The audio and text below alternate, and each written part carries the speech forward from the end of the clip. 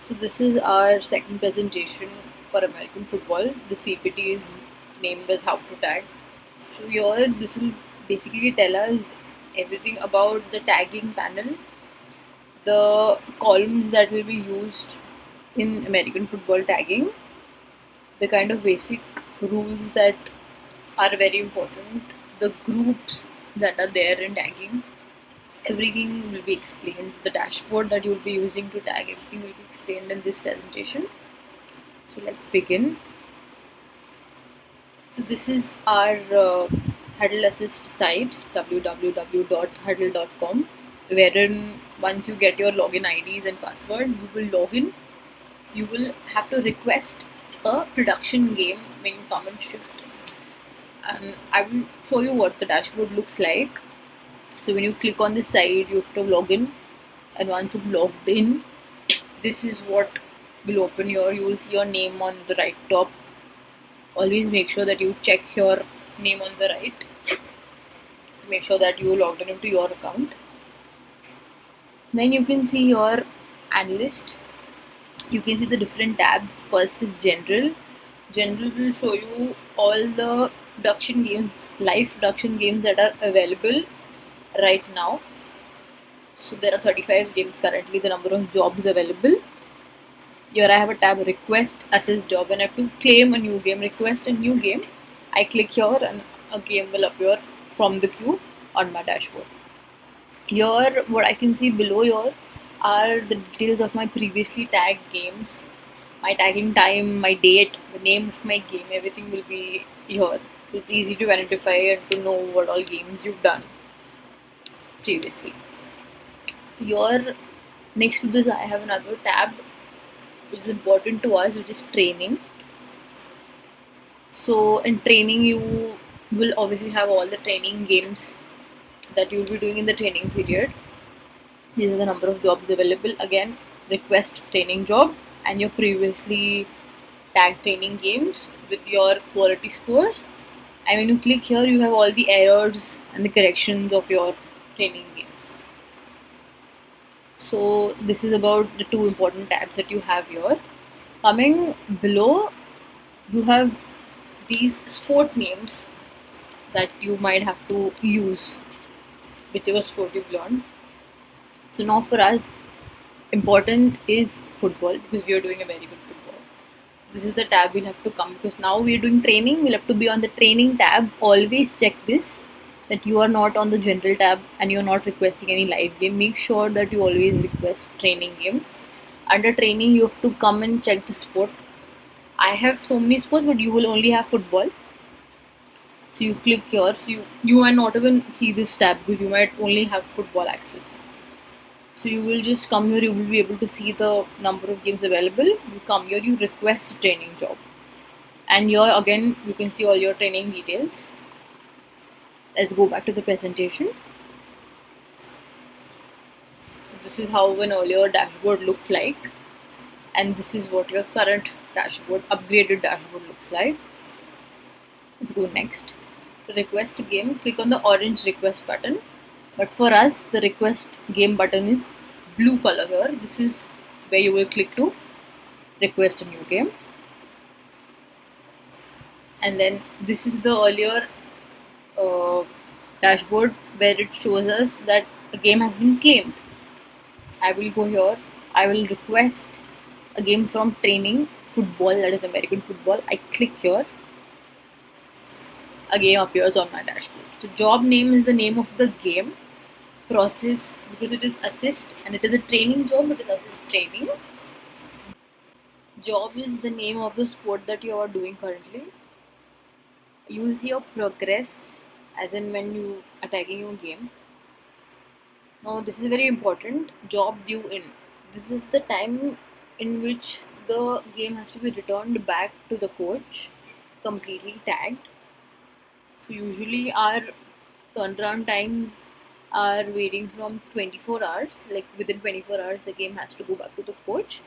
We also have 12-hour turnaround times, and the least is the 6-hour turnaround time games. The game has to go back to the coach within 6 hours. So that is like high priority for us. So here you see a tab that is start. When you click here, you will be able to see what the tagging panel looks like. So there's an other button, return. So when you come and shift, you request a game. This is the dashboard. You start, you tag, you're done.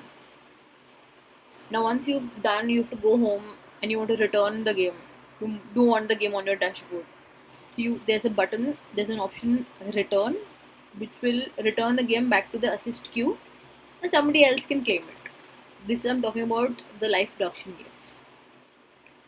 So because you have a particular turnaround time, obviously we cannot waste time and we cannot have the game on our dashboards for a lot of time.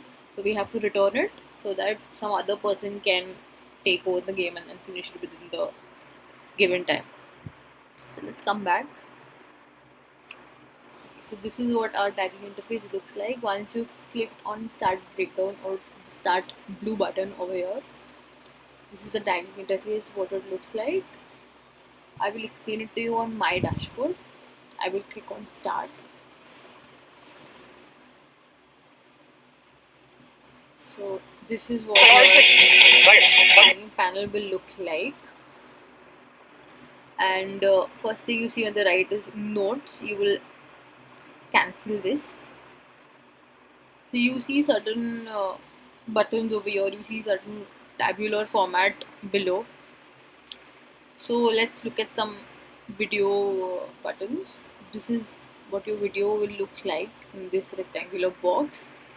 Coming here at the top bottom left of the video, you have a play and pause button. With this you go forward, with this you go backwards,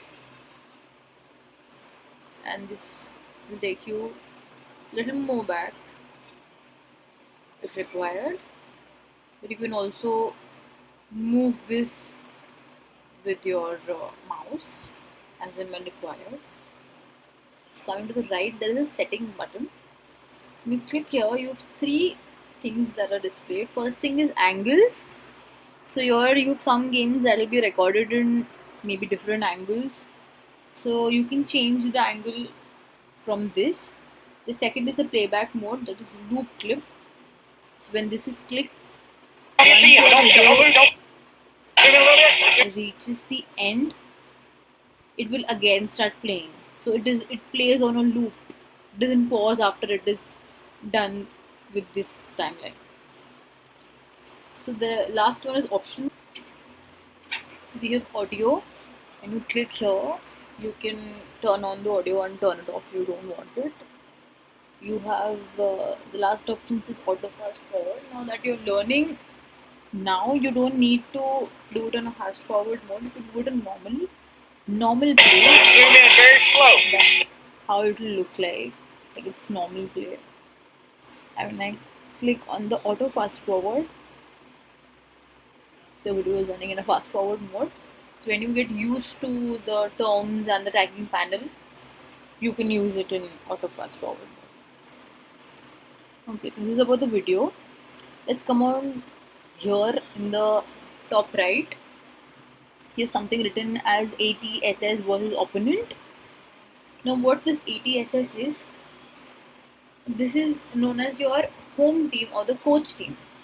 Now whenever a coach is sending us a game, obviously the game has two teams. The coach is not from both the teams. The coach obviously supports one team. So he's sending the game to us with one team's perspective to know all the data for his team. So we have to tag the entire game according to the coach's perspective, the coach's team's perspective. It's very important for the coach. So this here, the black block that we see is the coach's team, the home team. So with the help of this, the color of this block, we will be able to understand which is our team to be tagged. So when I look here, I will just play this. So you know that one of the teams is wearing white colored jerseys. The other team I know is wearing red colored jerseys. So this block determines the team that we have to tag for. The team with which perspective we have to tag from, we will understand from this block. Whenever this block is dark colored, we have to look at the jerseys, team wearing the dark colored jerseys.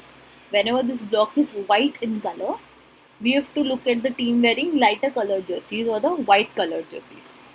So here the block is black, ATTSS, so we will be tagging according to the red colored team and not the white colored team.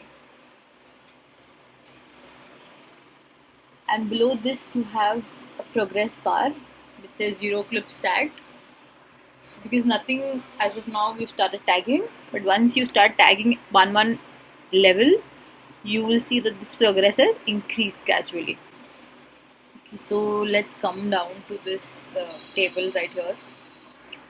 This is where you have to do all the work.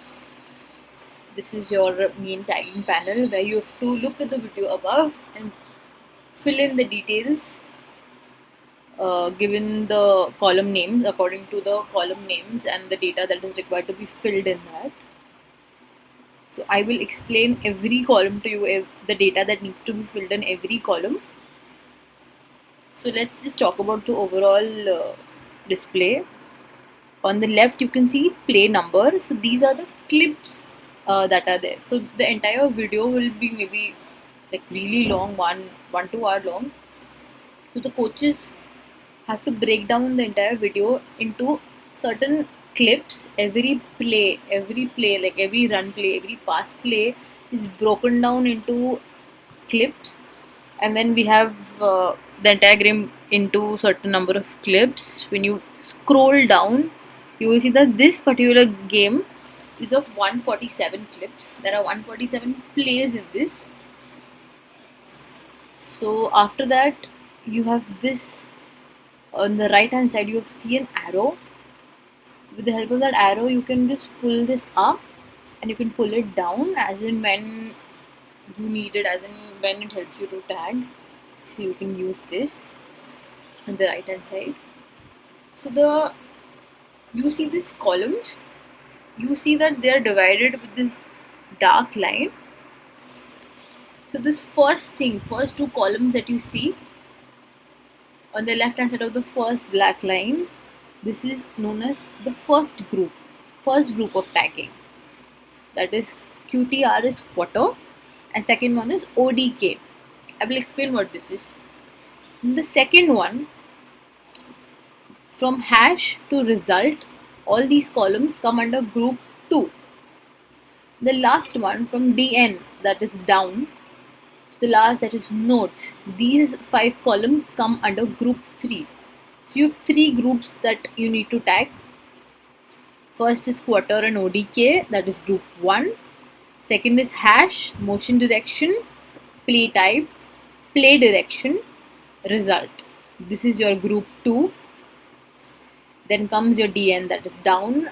This is distance, yard line, gain loss, and this is notes. So this comes under your group 3. And you have 147 clips. So this is your, when you look at a particular game, this is your basic understanding. First thing you will look at the video. Is it clear? Can you see all the players? Can you see all the lines? Yard lines? Can you see the ball? That is very important. Once you have done that, next step you will understand the home team. You come on the right top, you see the block is dark colored. So you understand you have to tag the team with the dark colored jerseys. When the block is white color, you understand that you have to tag the team with the lighter colored jerseys or the white colored jerseys.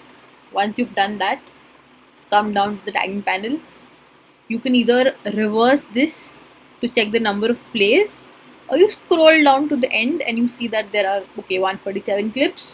Okay, so you understand that, get a general idea of that. You have all the columns that you need to fill. Your videos are playing. You check all the clips. You can click on random clips to see if they are playing. If they are, you're good to go. So let's go back to your presentation. This is our old tagging panel and we just saw the new one. So let's go next. How do you break down a game? So you will break down the game using 3 columns as discussed. First is quarter ODK. Second is hash, motion direction, play type, play direction, and result. And group 3 will consist of down, distance, yard line, gain loss, and notes. So let's go through every group, every column one by one. Let's start with group 1. Group 1, the first column in group 1 is quarter. The second one is ODK. So let's go to the next and start with quarter. So like we had discussed in the earlier presentation, that the game of American football obviously starts with a kick-off. You will first start with a kick-off, and then by default it is your first quarter. So obviously your first quarter, you suppose you have two teams, team A and team B. In your first quarter, team A is on the left hand side moving towards the right, team B is on the right hand side moving towards the left. Your first quarter is on, normal game plays are on. Suddenly you see the teams are switching sides. The team B is moving from left to right and team A is moving from right to left. That is when you understand that the teams have switched sides, which means it is the start of the second quarter. After the second quarter started, the normal play is on. Suddenly you will see the normal play is on, nothing is happening. There is a kickoff in between. Now how you identify that kickoff, I will tell you a little later. But you see a kickoff is happening. Now the first kickoff of the game, maybe team A has taken. When you see a sudden kickoff in between, you see that team B has taken the kickoff. This will give you a signal that your third quarter has started. So your first quarter is done, sides change. Second quarter is done, kickoff from the opposite team. The third quarter has started, normal plays. Again, at the end of the third quarter, the teams will change, switch sides. This will give you a signal that the fourth quarter is started. So this is how you will identify all your 4 quarters. There are 4 quarters in a game. The next is, if the game goes into overtime, you use 5. So like we understood, kickoff happens, first team is taking kickoff, first quarter, sides are changing, second quarter, then the other team is taking a kickoff, you know it is the beginning of the third quarter, normal plays are on, again sides change, which means the fourth quarter has started. Normal plays are on. After the fourth quarter, obviously you've understood that you've entered the fourth quarter because sides have again changed after the third. But then you realize after the end of fourth, again side has changed, which gives you a signal that maybe the game has gone into an overtime, and now you have to denote the quarter as 5.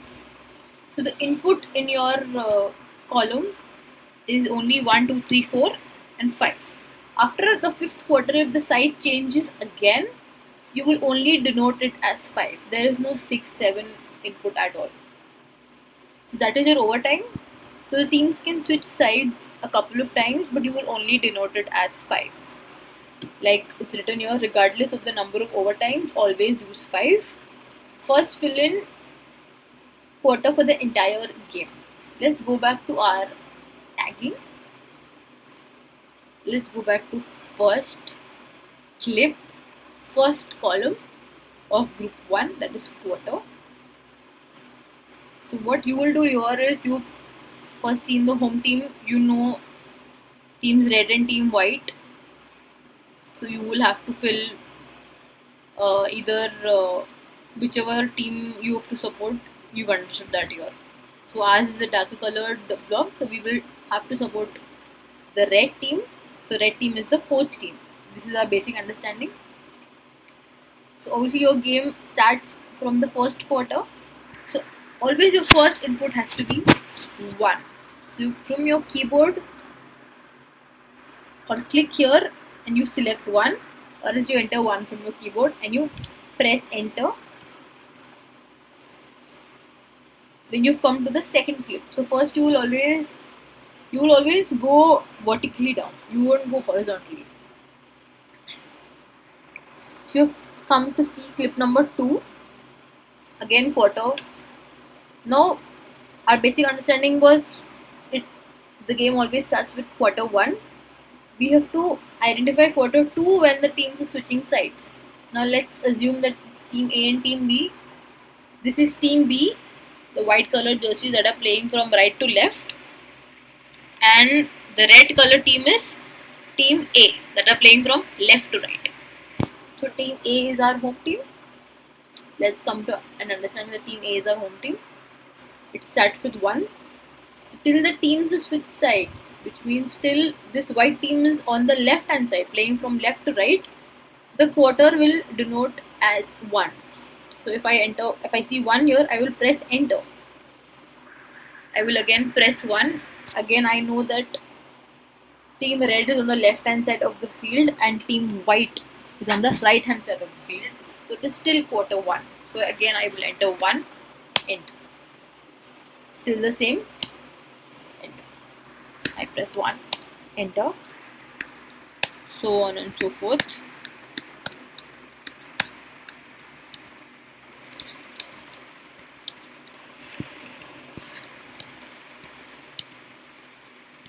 Again, red is on the left.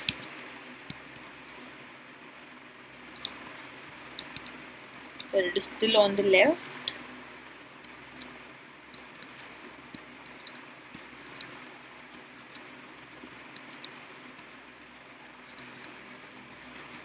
Still now it is playing on the left, going towards the right.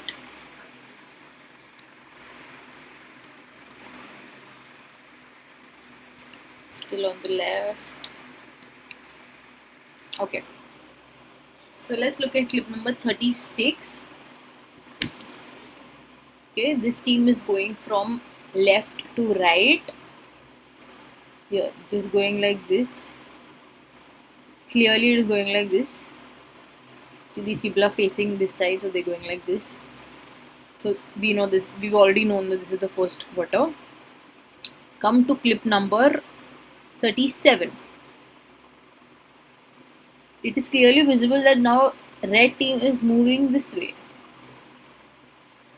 The teams have switched sides. So now we understand that the second quarter has started. Okay, now let's go back on top. The first clip. This is not the first clip. This is the first clip because this is where the players are standing in position for a kick-off. I can play this and I can show you what a kick-off looks like. This is a kick-off formation.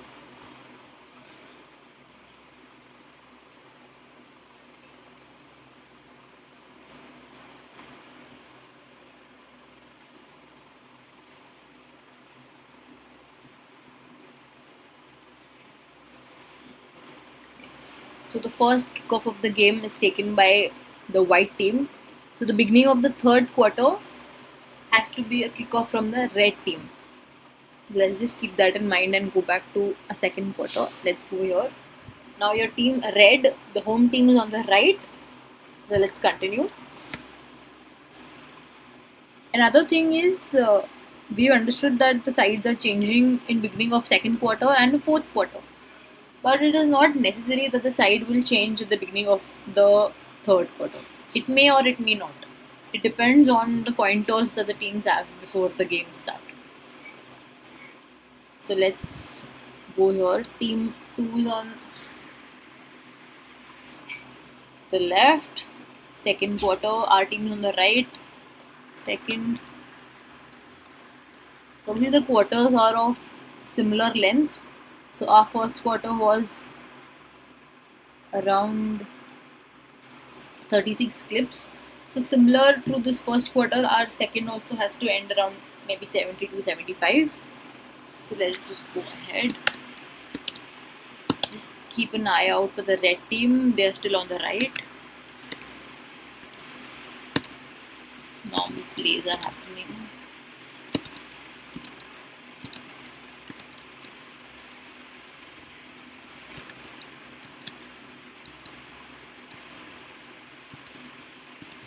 Still entering 2 for my quarter.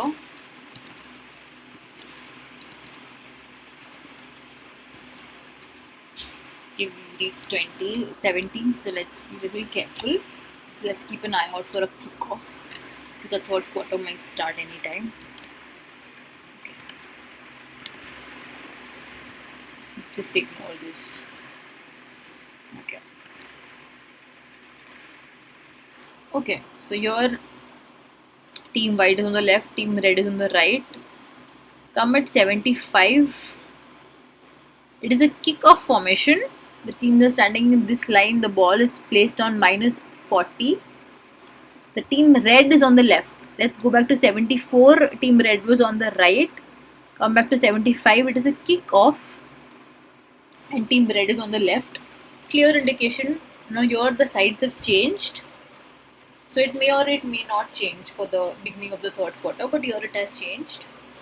Team red is on the left. And it is a kickoff. So it is a third quarter that has started. I will denote it as 3. I will press enter. Now I know normal plays are on. The third quarter has started. Now I have to look out for side change. When the side changes again, I have to indicate the quarter as 4. So let's keep an eye out for that. This is 3. So I will just enter. Team red is on the left.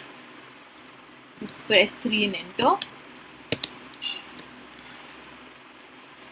Okay, here I think there is some mistake happening in the number of clips. I think some random clip has just come here. We can ignore this one clip. Let's move here. It is still the red is on the left.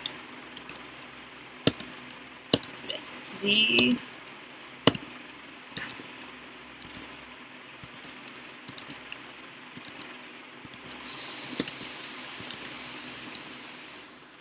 Red is still on the left.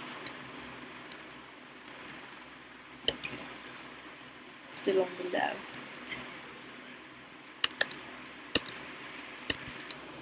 So the quarters will be of similar size. If first is 36, 70, 72 something. Around the second also will be of 30-35 clips. So yeah. Still 3. 116 clip. Red team is on the left, white team is on the right. When I go on 117, the white team is on the left, and I can clearly see the red team is on the right hand side. Clear indication, starting of fourth quarter. I will press 4, enter. So now if the sides change again, I will denote it as 5. If not, till the end of the game, it has to be my fourth quarter. The game is not gone into overtime. Clearly we have a winner here. So I will just press 4 and enter. Some clips might take time to load. So you should have some patience. Let's go next. Still. Oops. Yeah. White is on the left. We've almost to the end. We know that there are 147 clips in this game. I don't think there is a fifth quarter. The white is still on the left till the end. Yeah, the game is ending. Yeah. So this right here, what you can see, it is a scoreboard. These shots are known as scoreboard shots for us. We'll understand that a little later. So yeah, we've figured out all the 4 quarters. We know how to identify quarters. The game starts with a kick-off. This is a kick-off formation. The ball is always kept at 40, at line 40, that is minus 40. The kick-off happens. It's always the first quarter. Then the sides will change. It is the beginning of the second quarter. Third quarter beginning will be marked with a kick-off, but from the opposite team, from the one that is taken the first kick-off. Here the white is taking the kick-off. Beginning of the third quarter, red team is taking a kick-off. And the sides also have changed. So this is 3. Now once again, if the sides have changed, it is quarter 4. So after this, if the quarters change again, the sides change again, it is quarter 5. And if again the sides are changing, no matter how many times the side change, it is quarter 5, denoted as 5. That is the only 5 inputs that we have: 1, 2, 3, 4, 5. We don't have 6 and 7. So let's go back to the presentation. You will always fill it vertically, not horizontally. Always fill in quarter and then you fill the ODK, you fill it like that. Okay. Quarter pro tips: use these tricks to help you tell what quarter it is. Always use scoreboard shots. Like in our game, the last clip, you can see this is a scoreboard shot. Like I said, we have scores: the guest team score, home team score, the time, the down, this is the distance, this is the quarter. Sometimes in between of your game you can see these scoreboard shots which indicate the quarter. It will help you understand the quarter in case you are in some trouble and you're not able to identify the quarter with the help of the side changes. You can take help of these scoreboard shots in between. Watch the offense. If they switch sides, is the start of a new quarter, which is obviously for your second and fourth quarter, not necessarily for the third quarter. For the beginning of third quarter, they may or may not change sides. Fill in quarter first for the entire game. So that is all about quarter. Let's go back to the next column, that is ODK. Group 1, column 2 is ODK. O stands for offense, D stands for defense, and K is for kicking. So ODK shows if the team you're breaking down data for is on, which means that obviously this is for the perspective of the coach's team. The coach wants to know if his team is offensive, his team is defensive, or his team is kicking. When I say his team is offensive, which means that the coach's team has the possession of the ball or not. If they do, it will be an offense. The team is on offense. If the other team, not the team that you're tagging for, but the other team has the ball, which means the coach's team is on defense, then whenever a kicking play is happening, like be it the away team or the coach's team, any team is taking a kick, K, that's a kicking. Let's go through this. Offense, team has possession of the ball. Defense, team trying to stop the offense from scoring. Kicking, team is kicking or receiving a kick. S is for scoreboard shots. Now for clips like this, scoreboard shots, your ODK inputs, first I'll show you what the inputs are for your ODK column. That's O, D, K and S. So you will input S for shots like this. So let's enter S in ODK. Whenever there is no play happening as such, you don't see the players standing in their formation. You will just see randomly players walking around the field, or it's a blank screen or anything that is not related to your play. You will tag those clips as S in ODK. Rest, you have to enter O. Whenever the team that you're tagging for, the coach's team, is having the possession of the ball, you have to tag it as O, offense. So whenever the other team has the possession of the ball, we have to enter D in ODK.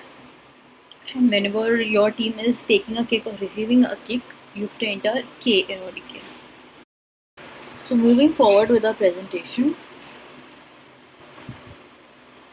this slide we will talk about a little later once we are done with our play types, so you will understand what these terms are. Let's go next. Use these tricks to help you tell what ODK is. 2-point conversions will be K. Now this is understood because we have done what 2-point conversions are. It is a scoring play. It is an added advantage that the team gets after a touchdown. After a touchdown, a team is having two options. One is to either take an extra point, or second one is to take a 2-point conversion. In an extra point and 2-point conversion, both the team is standing on the positive 3-yard line. But the difference is, in extra point, the team has to kick the ball through the goalpost to earn 1 point. In 2-point conversion, the team has to either run with the ball across the end zone or pass the ball across the end zone, similar to a touchdown, to score a 2 point. So these extra point and 2 point will be tagged as game because you are extra point you are kicking the ball through the goalpost, but in 2 point you are not kicking the ball through the goalpost, but still you have to tag it as a K, as a kicking play, even though you are not kicking the ball actually. Next, OND are based on the perspective of the team that you are tagging for. So when you claim any game, it is very important to understand which is the coach's team, and that going back you will understand by this on top right, the first block that you see, you will understand by this that you have to tag the darker colored jerseys in the game. K is for every time the ball is kicked. Use S, scoreboard shot, or can't see field because of view obstruction. Moving on, this is an example that we did. We've tagged the quarter, and now we can tag ODK for the clips. Now let me play the clips and then you will understand what to enter. We have only 4 options for entering ODK. That's O, D, K and S. You can either use your keyboard or you can click and use the mouse. So this the entire play, there's nothing happening. Nobody standing in any formation. People are just practicing. So this is an example of a scoreboard shot. So you will enter S. I'm entering it from my keyboard. S. So this formation that they are, this is a kick-off formation, but if you're not very sure what's happening, you can play the entire clip. See, if you want I can go in slow motion.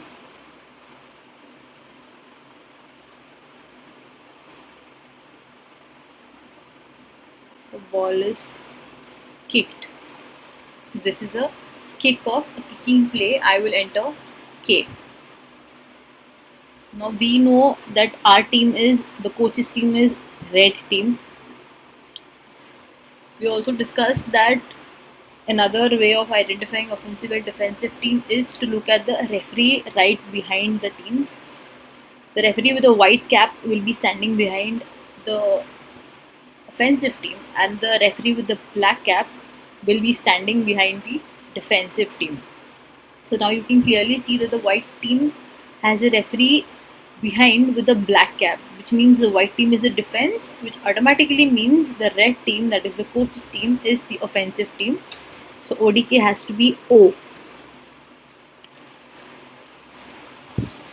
Here again, if you're not very sure, you go back, you play. You can clearly see the referee with the white cap here, which indicates that the red team is still offensive. And also, if you can't understand that, you can't see the referee at some point, you play the video, you can figure out that the player with the red team has the ball, is holding the ball. You play the video, you see that the red team person is running with the ball right here. The ball is with the red team, it's again O. I will enter. Again here I see the referee with the black cap standing behind the white team, which means this is the defensive team, this is the offensive team, and this play is going like this. If we are still unsure, we can play the video. I will play it in normal mode so you understand.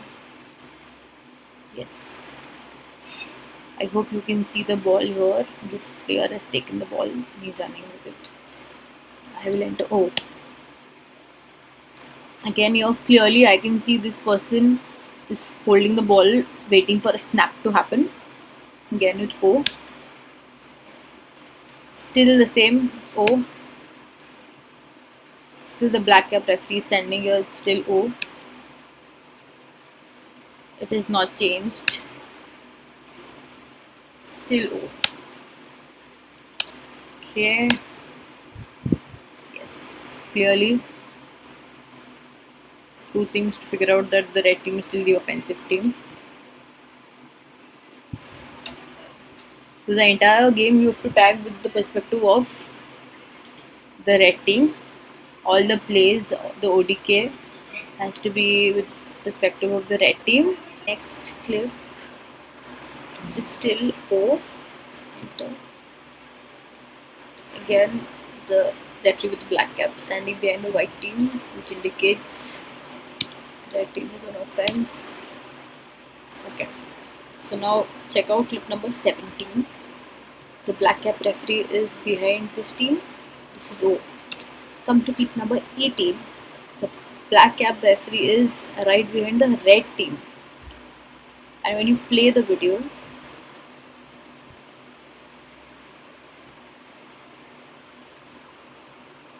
the ball is here. The white team has got it. The white team did the snap, which means the red team, the coach's team, is now defense. So we have to enter D. So clip number 17 was O. Clip number 18 is defense. Let's check 19. The black cap referee is here. We are still on defense now. The other team is an offensive team now. D. Okay, now here I want you to see that here, what you can see here, this is known as a down marker. Here all the downs are indicated. So the down is going on in the play. You can also see the referee standing on the line of scrimmage. One is here, the other one is here. These people are standing on the line of scrimmage. This is where the ball is. This is where the ball is kept. This is the offensive team. White is the offensive team. Red is the defensive team. Our team is moving this side. This is where the ball is kept. But when I play this,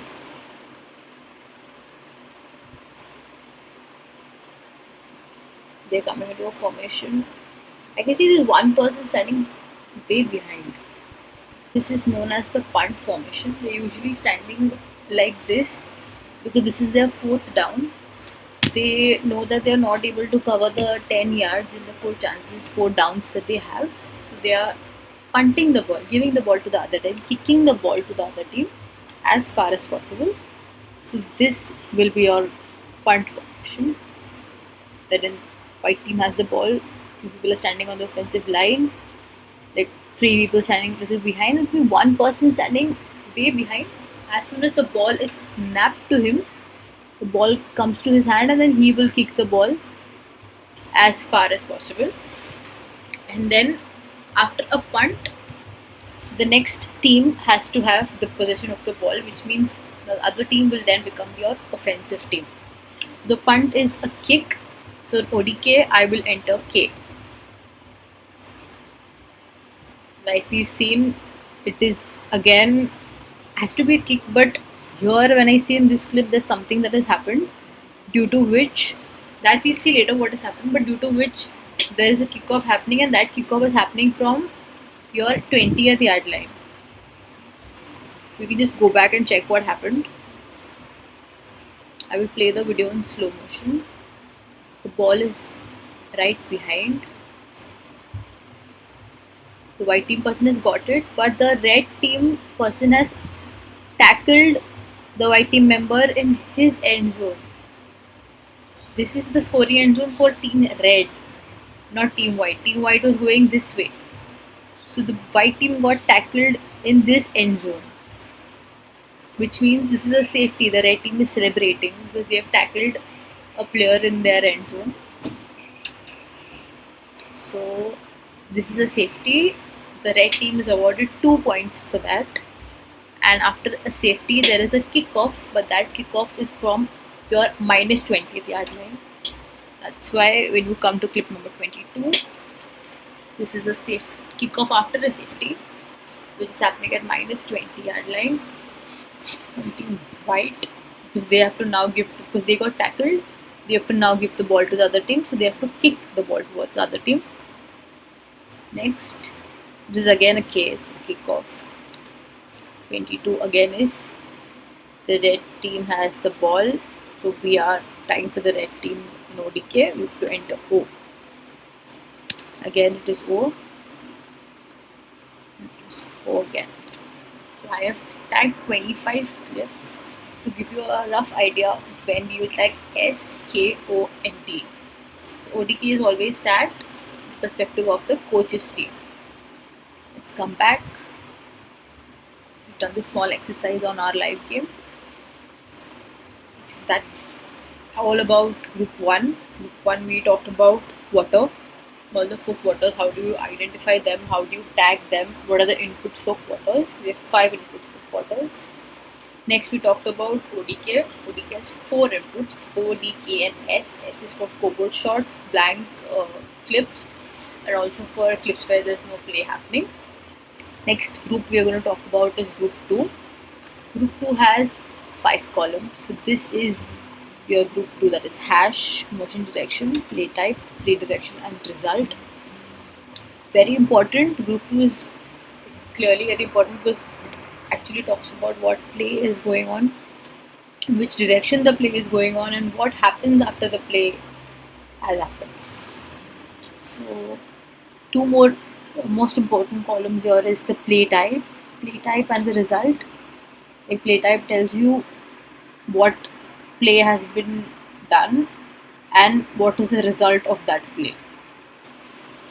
Play direction will tell you the direction in which the play has gone. Let's come here. Let's go to the next clip. Let's talk about hash. Hash indicates the part of the field where the play is starting or where the ball gets snapped. So there are 3 options for a hash. It's left, middle and right. Let's come back to our let's come back to this. This is the diagram. An example, we have team A black jerseys, team B white jerseys. Team A is going from left to right. This is where they have to score.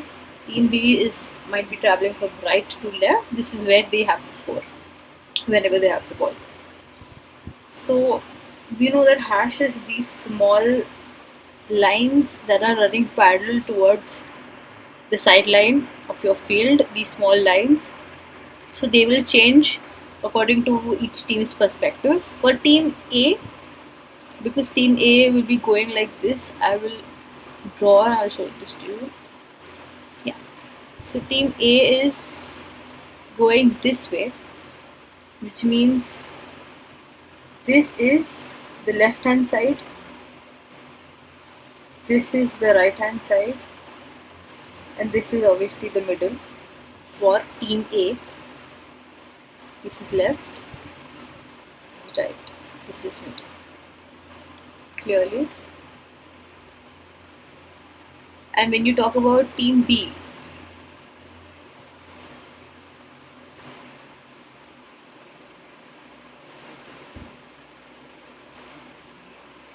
team B is going from right to left, so this becomes your right for B, this becomes the left, this is obviously the middle. So clearly the perspective will change from this team to this team. Okay.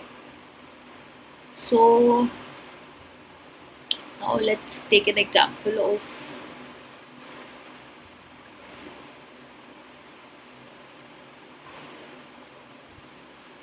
suppose your team A is standing on the offensive line, like going from left to right. There are 5 people standing on the offensive line.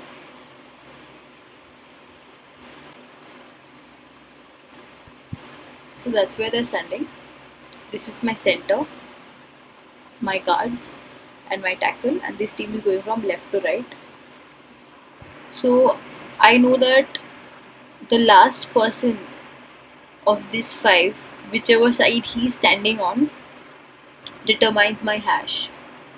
Now you know that the ball is kept here and the last person's leg is on this side. So this is my left hash. The entire play is on my left hash. Now what if I had all these 5 players inside this? between these two hashes. All the 5 players have, with the feet of the last 2 people, all 5 are inside these 2 parallel lines. That time my hash has to be middle, and whenever these players are maybe this side, the last person has his leg on this line, and this is the right hash for team A. So your hash has to be right. So coming back to the presentation, you can read. Hash is always from the offensive perspective. So here we are not only looking at the coach's team, the team that we decided here, but we are looking at the team that will have the possession of the ball at every play. So whichever team has the possession of the ball, you have to look for that team's hash. It can be team A, it can be team B. The hash has to be entered for every play. You cannot skip hash for any play. You have to enter hash and then move on to the next column. So like we said, we are filling the data vertically. We fill quarter, we fill ODK, entire column. Then we move to the hash. You have to fill hash for every play. Next is watch where the play ends to determine hash on the next play. So coming back here, now we know that team A is moving from left to right. All the players at one play, they're standing on the right hash. So maybe there is some play happening and they are maybe they run and they reach here to the left. Maybe they're standing on this line, all 5 of them. If their feet is on this hash or beyond, it is their left hash. If all the 5 players are inside these 2 parallel lines, it is middle hash. If they run maybe from here to this side and one person's leg is touching this hash and they may be placed here, it is the right hash, still the right hash. That's how you will determine hash for your team. Then it says, if you can't see the ball, use the quarterback to determine the hash. So we know that when we are over here in our normal formation, this is the center, this is the guard. Let me just take this. Yeah. So this is my center, this is my tackle, and this is my guard. Right behind the center, I will have my quarterback right here. So some places in the game you will not be able to see the ball, or you will not be able to see who the center player is. So in order to determine the center, we always look at the quarterback. You can see the quarterback even during the snap. So if you can see the quarterback, you can determine the center, and then you can see who the next player is, that is your guard. Next to them is your tackle. So you at least get a rough idea of your center person. You can then determine where the last person is standing. Depending on whichever hash they are, it is left or right. If they are not standing on any of the lines, if they are all inside these 2 lines, means your hash is middle. That's it. So let's go back to this game. We've done the quarter and we've done ODK for 25 clips. Let's try doing hash for these 25 clips to get a general idea of how do we tag. Let's go to clip number 1. Now it's clip number 1 is an S clip. Now you see that the play column over here on the left is turned green. Now the meaning of this green is that whatever needs to be filled for that row has been done. So when it is an S clip, you only have to fill quarter and the ODKS. You don't have to fill any other details because it is a blank clip. There's no play happening. So no other details are required to be filled. We just move on the quarter. We've entered S. We move on to the next clip. The first one is the kickoff. So obviously the kickoff, the ball is in the center. Here we are looking at the ball, not the center, the guard and the tackle, because the formation for this is different. So you will look at the ball for the kicking play. The ball is in the center. It is usually in the center, but depends. So this is M. The input for your hash again will be R, L and M. So now we will enter M. Here you can clearly see. Now you can take the help of your ODK over here O means you have to look at the coach's team, that is the red team. When it is D, you have to look at the other team. So that's how you make an idea out of it. So it is O. We will look at the red team for next couple of clips. The red team, you can see this person and this person all are inside these two lines, means your hash is middle. So you enter M. Now this player is a little ahead, you will take it back. Again, I can see that this player is inside my hash. I can take a rough idea of where he is. So I know that he's inside the hash. He's not standing on the hash. And these people are clearly inside the hash, which means this is also M. Now here, I know my ball is here. If I can't see the ball, I'll take a go at my play. I know this is my quarterback. So I go behind. I'll just take a rough estimate to where this guy is. So this is my center, this is my guards, and this is my tackle. So with the help of this, I know that the center only is standing on the hash, which means the entire play is on the left hash. Because this team is moving this side, anything this side is left, anything this side is right. If our team had to be moving this side, anything from this area will be your left, anything on this area will be right. Between these two lines is M for us. So now again looking at this is our left hash, because you know the entire play is on the left. Here clearly I can see this person is standing on the hash, and this is the right hash for this team. So my hash is right. It will keep changing. Now if you want to know why we came from left to right, we can take a look at the play and see where the play ends. So I will play this. Snap happens. This player is running towards the right hand side. He's still running. And he gets tackled here. He's tackled here. Which means he falls at the right hash. He started from the left. He started from here all the way till your right. And he's falling right here. So this is where your next play will start. Around 40, when you look at the next clip, the formation is formed here. You start from here. Wherever the ball falls, the next play will start from there. This is your right hash. Enter. Again, they are on the right. Clearly, right hash. Again, I know these people have their feet on the right hash. It's right. Again, it's right. This is the center. You only look at the 5 people. This is my center. Guard, tackle, guard, tackle. But my tackle has his feet on this line, which means it is the right.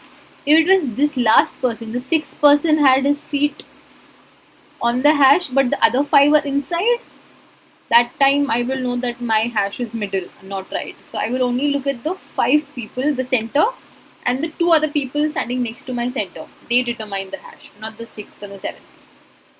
So this is clearly right.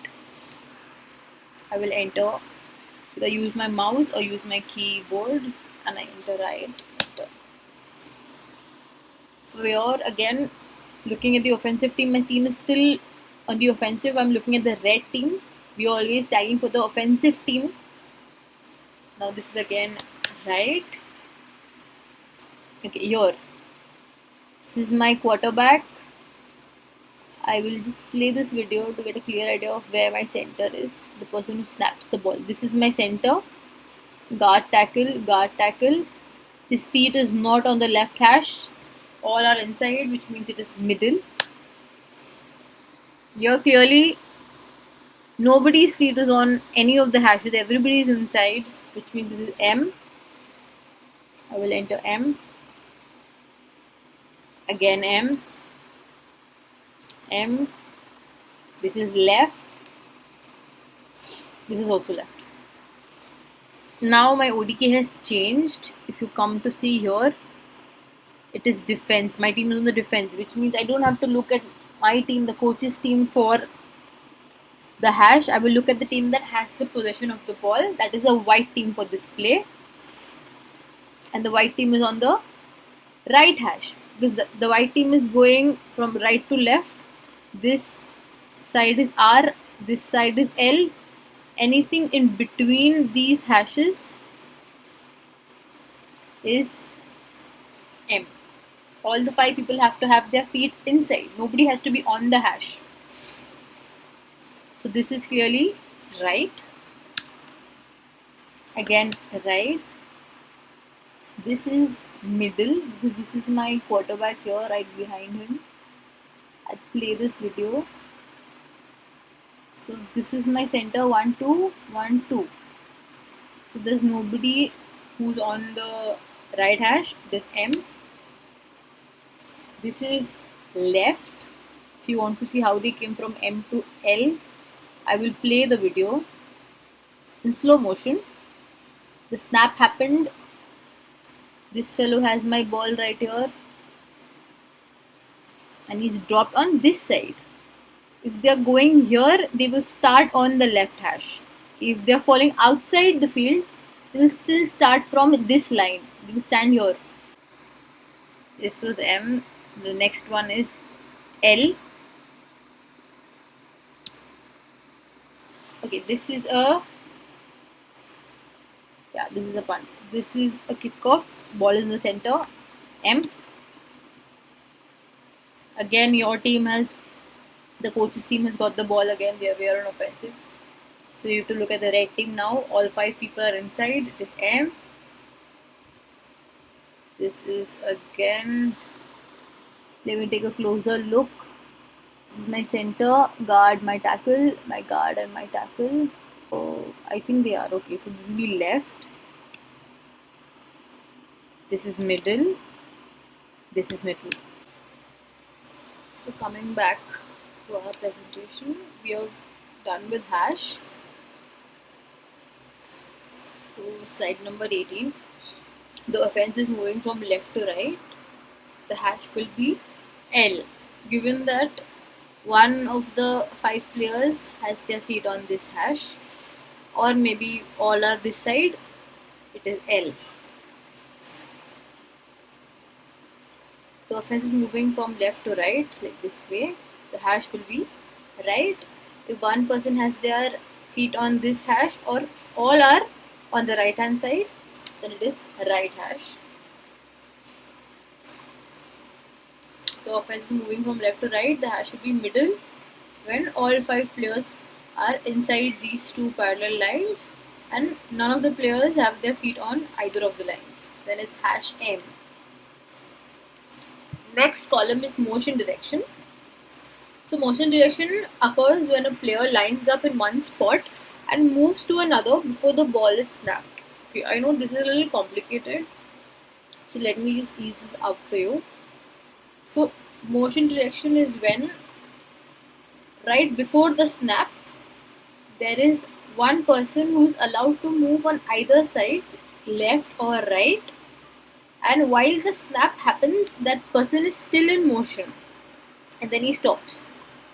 So that person, the direction in which that person is moving right before the snap and while the snap is happening, that person is known as the motion direction. Let me give you an example in this video. Let me play a couple of videos. Okay, so right here, this is my formation. My ball is right here. This is my offensive team. Look at this person. I will play it in slow motion. My snap is not yet happened, and if anybody else moves before the snap, it's a penalty. But one person from the offensive team can move right before the snap and he has to be moving while the snap is happening. So I'll play this. So you see number 21 is moving. The snap has happened and he's still in motion. After the snap happens, all the players will move. But before the snap happens, one person moves and while the snap is happening, that person is in motion. and whichever direction that person is running is your motion direction. Now coming back, because this team is moving left to right, this is forward for them, and this person is moving this side, so this is your left for team red, and if he's moving this side, it is right for team red. So now clearly this person is gone towards the left direction, so motion direction for this clip will be left. Coming back, this is known as motion direction. Now these are the values for motion direction. It is left, right, or a blank. Now it is not compulsory that before every play a person has to run. It is like a strategy for them to misguide the opposite team. So then they run in one direction to just maybe confuse the other team. So whichever direction they are running is your motion direction. It is not compulsory to be in all clips. Some clips where there is no motion direction happening, all the people are running only after the snap. So here we had a motion direction. Let's go and check this clip. Okay, so this clip, I'll play it in slow motion. The ball is not yet snapped, nobody is moving, the ball snaps and people start moving. So there was nobody who moved before the snap. Everybody moved once the ball was snapped. So this is not motion direction. Motion direction is only when the person moves before the snap and he's in motion when the snap happened. And in which direction he moves, that is your motion direction. So it has three options actually. But the third one obviously will not be, or it is blank. You can either leave it blank, it can either be left, or it can either be right. Coming back to the presentation, let's move to the next clip. Motion direction entered from which side of the field he runs to, not where he starts. Okay, so motion direction will not be from the point that he started. Now let's check this clip. Look at this player 21 again. The ball has not yet snapped. It snaps now. He's still moving. He's a motion direction, and because this player is moving this side and he is moving towards the left, the motion direction will be left. So I will enter L. So it is only the direction that he is running to. It is not he's standing on the right, but he's moving towards the left. The direction that he's running to is important for us, not where he starts.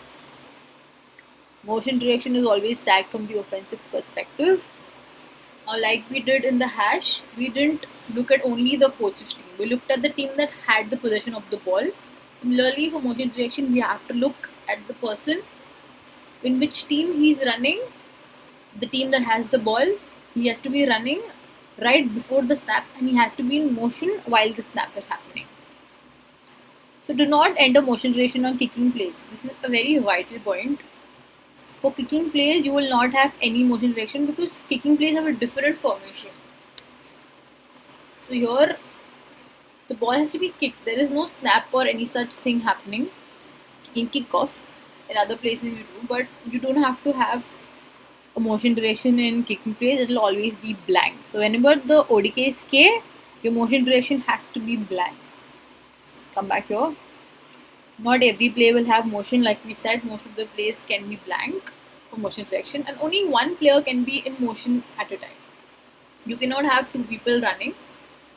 Only one person has to be. If two people are running, I think it is a penalty. It's considered as a penalty. The referee will throw a flag. So yeah. Let me try and okay, forget this. I'll show you a live example on these clips.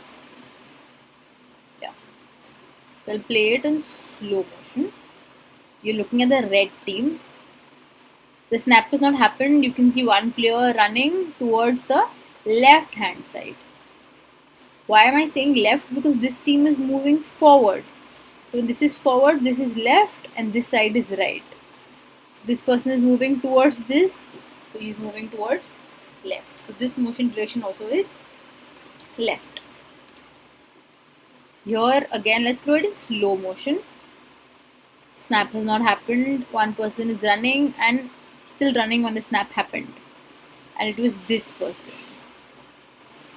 person right here, and he's on the left but he's moving towards the right. They are going here, this is left, this is right, and this person is moving towards the right, which means my motion direction is right. I will play it in slow motion.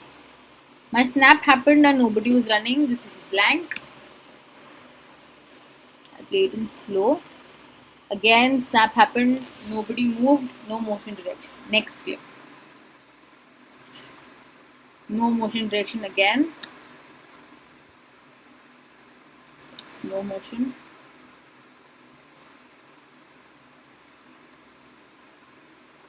Okay. No motion direction. None. No. Okay.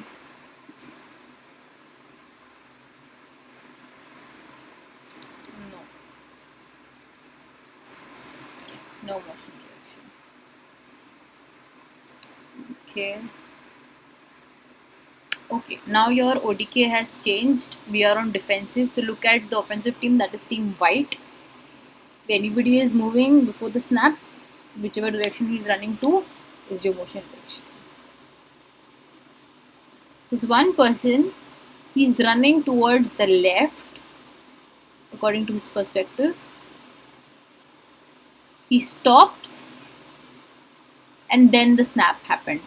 So for motion direction, the criteria is he has to start running before the snap, and he has to be in motion while the snap is happening.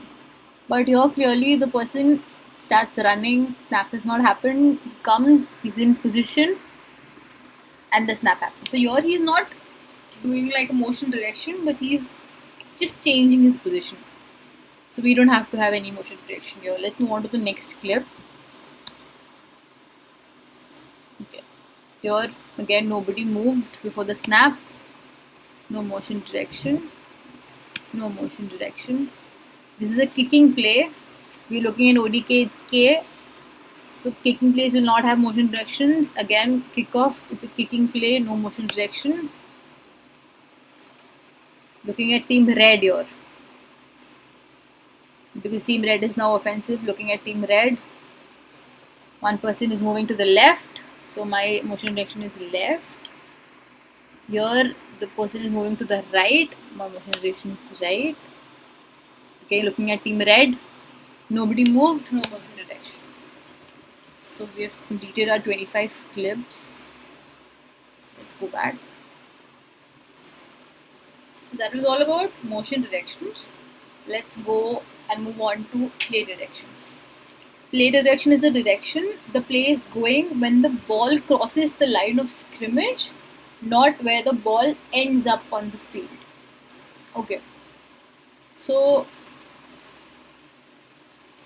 I will, let's assume this is where my team is, this is where the people are starting, and some play happens, maybe they are running and they run towards this direction. Okay, and this is my line of scrimmage where my ball is kept. Right here. So the ball is here and the snap happens. The quarterback will run in whichever direction after he crosses the line of scrimmage. That is your play direction, whichever direction your play is going. Now if the snap happens and if he is running here little towards the right, we will indicate it as right. If the snap happens and he's moving little towards the left after the line of scrimmage is crossed, your play direction is left or right depending on that. So it can also be like, let's assume this side, maybe your team is standing here and maybe your player is crossed, but he's gone straight and you don't know which direction you have to select, because for you it is looking like he's cross the line of scrimmage and he's walking straight, he's running straight. But you have to look at some inclination towards left or right. While crossing the line of scrimmage, he will move towards the left or a little towards the right. You have to just, for a fraction of a second, keep an eye out here while crossing the line of scrimmage, which direction he's running to. So maybe, okay. So here maybe the snap happens. This is the quarterback, and he's running towards the left. But while crossing the line of scrimmage, he's here. So before the line of scrimmage, he went to the left direction. But after the line of scrimmage, while crossing the line of scrimmage, he came to the right. So the play direction will be right and not left. Whatever he does before the line of scrimmage is not important for us here. Whatever he does after he crosses the line of scrimmage, whichever direction he is going is important. So here it will be right. Let's come back. So play direction, there are only two values, left or right. Come here. Play direction is always from the offensive perspective.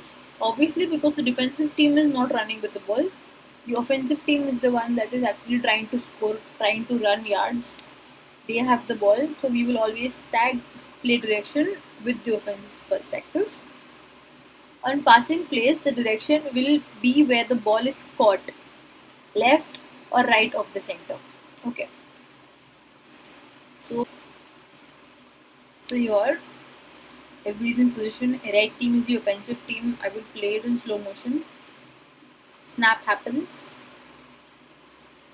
and the quarterback is looking where to pass, and he's passing towards the right direction, and the ball is caught. So which direction the ball is caught is your play direction, because the ball obviously crosses the line of scrimmage and it's caught in the right direction. So your play direction here is right. There is no play direction on kicking plays. So like motion direction had no input value for kicking plays. Play direction also will not have any values for kicking play. Only for run and pass plays. So let us enter the play direction.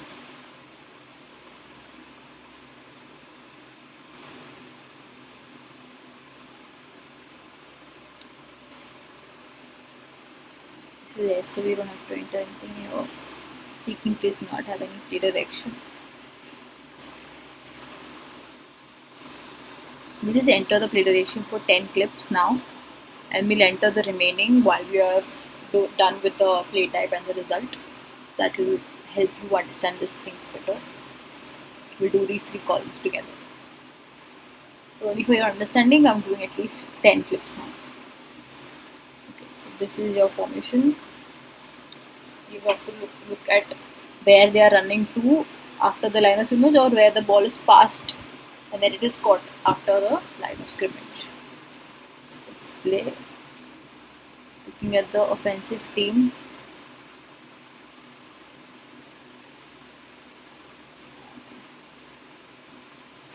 The entire play is gone from here to this side, which is left. So play direction is left. Snap happened.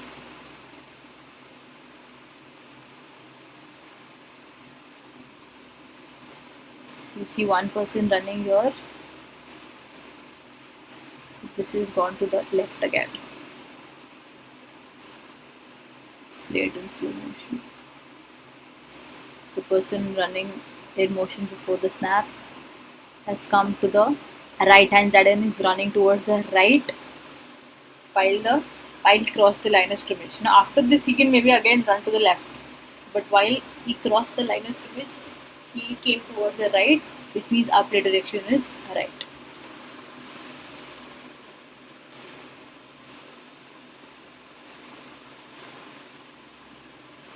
Like I said, it will always look like they are running straight or they are at that same place, but we have to look at some inclination towards the left or the right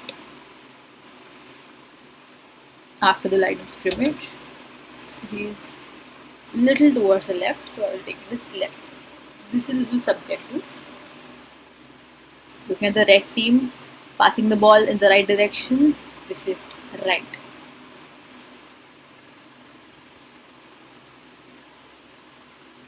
So here, can you see this? These are penalty flags. So there's something, a violation has happened. The referee has stopped the play, shown penalty flag. We don't know what direction this is, but we will still roughly put it as left, just subjective.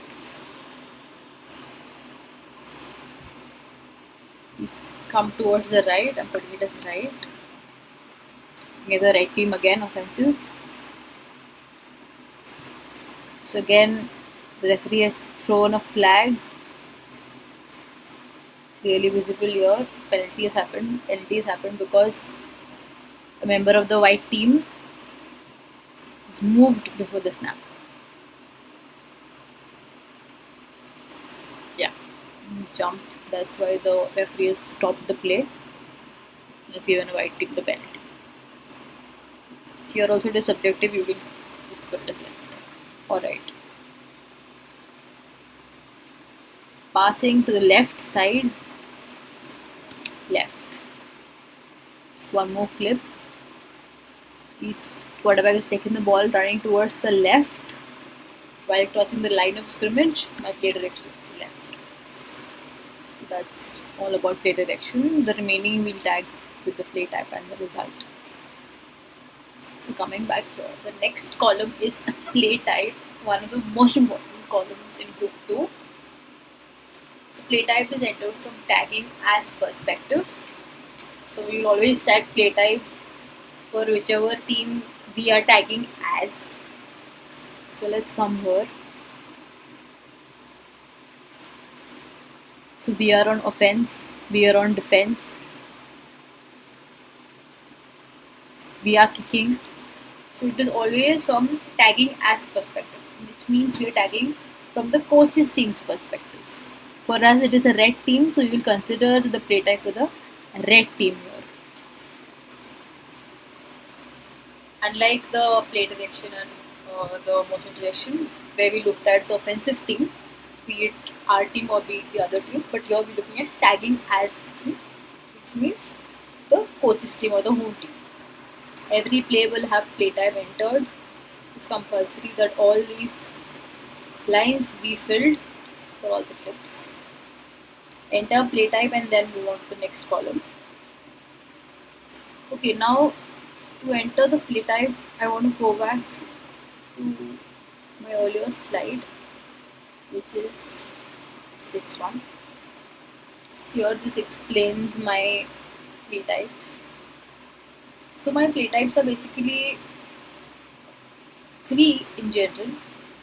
The first is a running play, next is a pass play, the others will be kicking plays. These all that you see in this table are all my kicking plays and they have to be tagged as K under OTK. So when I come here, I'll show you an example. This is my kicking play. I'll tell you what this term is. When I come here, I see that people are running with the ball. Everybody is running with the ball. This is a running play. So here it has to be a run. So whenever my OTK has O or D, my play type options are pass or run. Only 2 options. So whenever everybody is running, it is run. Like in this example, just pass the ball to the right. So this play type will be a pass. Coming back here. So we have discussed about few of this. I'll explain everything in detail. Now we have discussed about the major scoring point, that is a touchdown. After a team does a touchdown, same team will get an advantage. For the advantage, the team has 2 options, either to take an extra point or a 2 point. We discussed what an extra point is. In extra point, the team has to stand on the positive 3 line and kick the ball across the goalpost. If they are able to do so, they are awarded 1 point. So with the 6 points of touchdown, they are awarded the plus 1 point. So they get 7 points total. The second option is they can go for a 2-point conversion, wherein they will be standing on the positive 3-yard line, and they have to either run with the ball across the end zone or pass the ball across the end zone, similar to a touchdown. And if they're able to do it, they get 2 points for that. So it is 6 points for the touchdown plus 2 points. So in total they get 8 points for that. So whenever the offensive team, the team that you're tagging for, is taking a 2-point, the play type will be 2-point. I'll show it to you here. When I click here, when I click K, this is 2-point.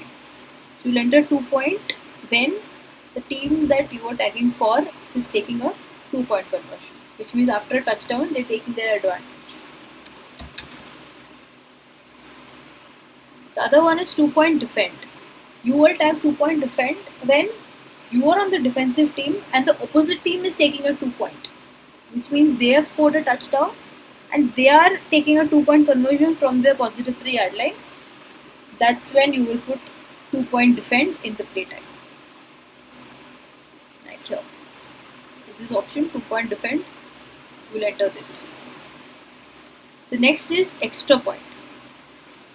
You will tag extra point over here whenever you've taken a touchdown and your team is taking an extra point. From positive 3-yard line, your team is kicking the ball across the goal post for 1 point. Then you tag it as extra point. You tag it as extra point block when the opposite team has done a touchdown. The opposite team is standing on the positive 3-yard line and they are taking an extra point, and you are on the defensive team. That's when you will tag it as extra point block. This is very, very important to clear the concept of 2-point defend, extra point, and extra point block. The next is field goal. Field goal is another scoring parameter wherein it only usually happens on the 4th down, wherein the teams are not able to cover the 10 yards that they need to in 4 downs. In the 4th down, they have 3 options. The first one is either to take an attempt or just run or pass with the ball. The second is to punt the ball to the other team. And the last one is field goal, which means if they think they're in the range of the goalpost, they can kick the ball from that point through the goalpost, and if they are able to do it, they get 3 points for it. So that is tagged as a field goal. I'll show you how it looks like. Yeah, so this is field goal. So whenever your team is taking a field goal, you tag it as FG, field goal. Whenever you are on defense and the other team is taking a field goal, it is a field goal block. Why the name? Because you are waiting to block their field goal, hence it is known as field goal block. But just to be clear in your head, no confusions. Whenever your team is taking a field goal, tag it as field goal, like field goal clip. And whenever the other team is taking a field goal, tag it as field goal block. So like I said, on the 4th down, team has 3 options. First is to run or pass with the ball. Second was field goal. The other one was a punt. A punt is when on the 4th attempt the team knows that they are not able to cover 10 yards, so they just want to kick the ball as far as possible for the away team. It's just a way of giving the ball to the other team. So whenever your team is doing a punt, giving the ball to the other team, it will be tagged as punt. But whenever the other team is doing a punt and you are receiving the ball, you are receiving the punt, it has to be tagged as punt receive. I'll show you the options here. This punt when you are kicking the ball on the 4th down to the other team, and this punt receive where the other team is on their 4th down kicking the ball towards you. It is punt receive. So these are always from the perspective. One is from your team's perspective, one is when you are on defense and the other team is taking the play. So we have done this, we have done field goal, we did this. Kickoff. So we are aware that the game of American football starts with a kickoff after the coin toss, which decided which team will have the possession of the ball first. So suppose there is team A and team B, coin toss happens, team A wins the toss and Team A will be the first offensive team, which means that the first kickoff has to be done by Team B. Team B will kick the ball so that it goes, and Team A will get the ball and become the first offensive team. So your game starts with the kickoff. Your third quarter starts with the kickoff. But the first quarter, the team that does the kickoff, the third quarter kickoff will be done by the opposite team. After that, there is a kickoff after every touchdown. We know the team gets an advantage. They can do an extra point or a 2-point conversion. After the extra point and 2-point, team gets do a kickoff. They kick off the ball, and then the other team will get the possession of the ball. After a safety happens, safety is also a scoring play where the defensive team tackles the offensive in the end zone. The defense gets 2 points for that. And after a safety, there is a kickoff, and that kickoff is from minus 20-yard line. But all the other kickoffs, general kickoffs, are from minus 40-yard line. Now, this is what a kickoff formation looks like that you see in the image. People are the ball is kept on 40. People are standing in one line. They are ready for the whistle. As soon as the whistle is done, the one person is running, comes and kicks the ball, and he'll try to kick it as far as possible. The red team has caught the ball, and the red team has to run towards the right. The ball is caught here. The red team will run this side because their end zone is here. They are moving from left to right. Okay. So the team person has caught the ball, and they will not stop after they caught the ball. They will start running till they get tackled. They got tackled here. So your next play will start from where the person gets tackled or where the ball has dropped. So I play here. When I come, the ball is kept here. This is the 20th yard line. This is the 30th yard line. This is approximately 25.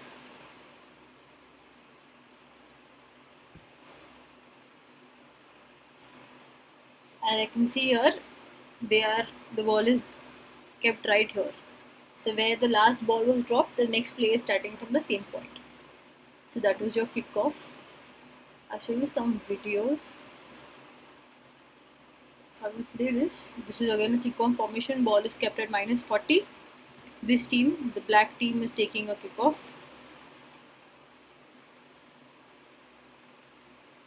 The ball is here.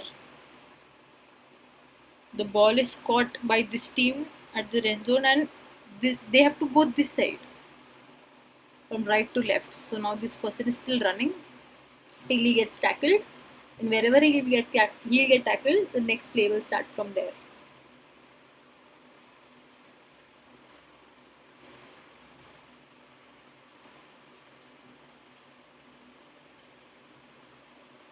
Kickoff for a touchdown! He's crossed the end zone.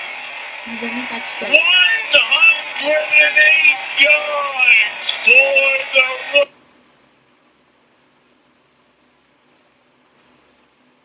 Again, a kickoff formation. This person is kicking the ball.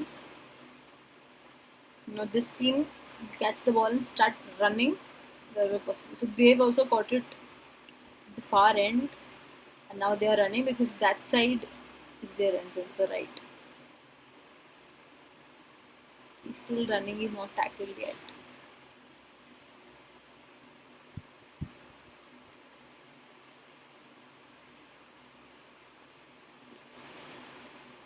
This is the video of the longest kickoff returns.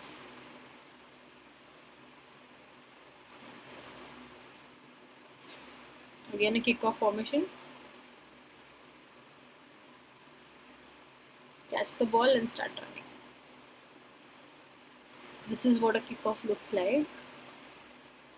So whenever your team, the coach's team, is taking a kickoff, we have to tag it as kickoff. But whenever the other team is taking a kickoff, then you have to tag it as kickoff receive. Let's look at it here. Kickoff when your team is taking a kickoff, and kickoff receive when the other team is taking it. Now here, When you look at this kickoff, your team is red. We've established that long before, but the kickoff is taken by the white team. So it has to be kickoff receive here and not kickoff. If the red team was taking the kickoff, you would have come and written kickoff here. So coming back, there's something known as onside kick, and there's a term known as onside kick receive. This is a very old concept, but in the current concept, we don't have the term onside kick receive. This has been removed. Both these things only mean onside kick. There's only one term for this. Now in kickoff, the starting yard line is -40. Even onside kick is the same, but kickoff is kind of a parabolic kick. Like, this is the line, the team is running from here and they will kick the ball and it will reach like this. It creates like a parabola. But onside kick is usually a short kick. It is usually done because to make it easy for the same team that is doing the kickoff to recover the ball again, to take the ball in their possession again. Ideally, the main aim of a kickoff is to kick the ball and give it to the other team. So that's why they do a far kick, a long kick, so that it becomes difficult for the other team to then reach their end zone. But onside kick is a small kick. It has to cover a minimum distance of 10 yards, but maybe say not more than 20 yards. So that it becomes easier for the same team to recover the ball and get possession of the ball again. So if they are starting from -40, they have to cover a minimum distance of 10 yards. That is, they have to cross the 50th yard line, but they cannot cross the plus 40 yard line. They have to recover the ball within this yard line for it to be an onside kick, and it will not be a parabolic kick. It will be like usually on the ground. A very lower kick, a short kick, which helps the team recover the ball again. So that is known as an onside kick, and that's the difference between an onside kick and a kickoff. Both are taken from -40 yard line only, but one is a parabolic kick, one is a slightly lower kick. Okay. So if our team is taking the kickoff or the other team is taking the kickoff, the play type has to be only onside kick. There is no other variation for it. It's only onside kick. Okay. So we've done this. The next is, we know what field goal is, we know what punt is. Now what is a fake field goal and what is a fake punt? Now I will show you what a field goal looks like. So for a field goal, the teams are not usually standing on the positive three line. They can stand anywhere, but they can usually be on their fourth down, last attempt, and they can't be sure that they will finish the touchdown. So they try to score a goal, which is known as a field goal for 3 points if it is done. So I'll play this video, just go through them.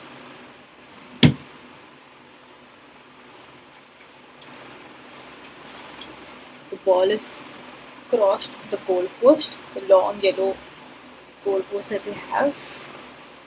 And if you can clearly see here, both the referees will raise their hands on either side of their head, which signals a goal.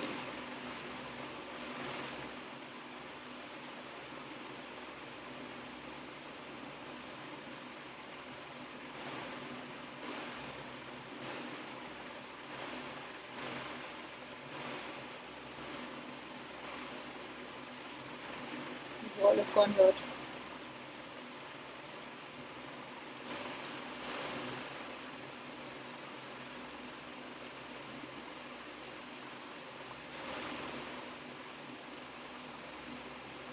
Kick the ball, gone across.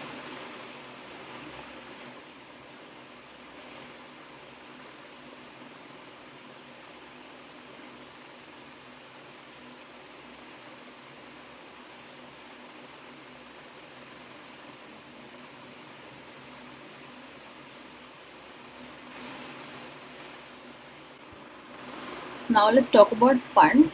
We know what a punt is. On the fourth down, when the team is not able to cover their 10 yards, they decide to give the ball to the other team. So they kick the ball to the other team, and that kick is known as a punt. And they will try to kick the ball as far as possible. Let's watch some examples for a punt. Okay, like right here, what you can see here is the team is standing here, offensive. There'll be three people standing a little behind and one person standing way behind. He's the punter. He's going to kick the ball. Once the snap happens, the ball will go directly to him and he is going to kick the ball. So they're coming into formation now. He got the ball.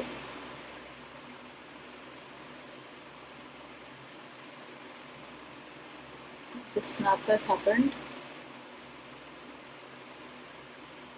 This is the punter. He is kicking the ball in front. He's kicked the ball and the other team will then grab it. That's where the ball is.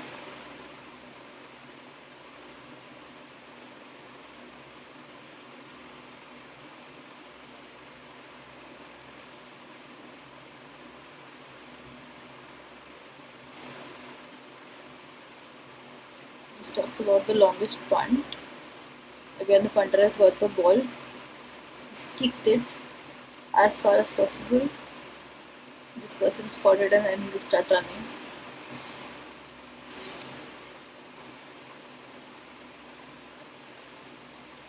The black team player has punted the ball.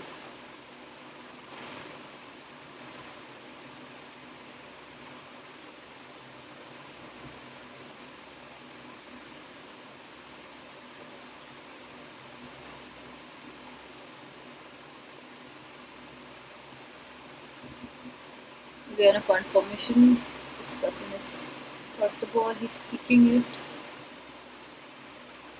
It's caught by the other team and then he starts running. I'll show you in our game. Yeah, so this is a punt.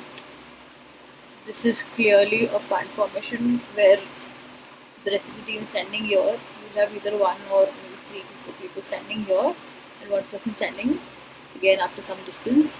The ball will directly go to him and then he will kick the ball as far as possible. Let's play and see.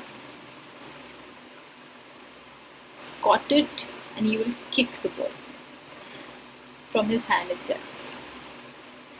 The aim of the other team is to catch the ball. If not, if they can't catch it, even the red team can catch it if they get hold of it. But here nobody is wanted, the ball has touched the ground. There is a term for this which I will explain in the result. So this is what a punt formation is. Now this is field goal and punt. Now what is fake field goal and what is fake punt? In fake field goal, the people are standing in the formation of a field goal, but instead of kicking the ball to the goalpost, they just show to the other team that they are going to kick. But as soon as the ball is snapped, the person who gets the ball will start running with the ball or pass the ball to somebody else. So they're just faking the field goal just to confuse the other team. Similarly, in a fake punt, they are standing in a punt formation. The ball is snapped, the other person will get the ball, but he will not kick the ball, not punt the ball to the other team, but instead start running with the ball or else pass the ball to his team member and that person will start running towards his end zone. Both these terms are done to confuse the opposite team. Here are some videos of fake punts where they are standing in the formation, they get the ball but they do not kick. He'll start running with the ball. So kindly observe the person behind.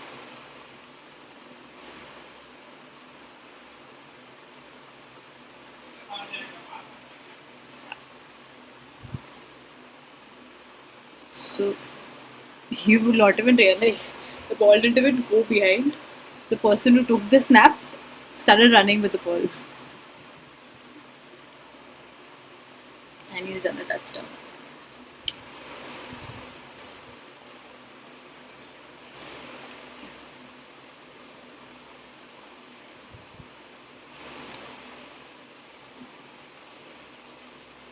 They are in formation.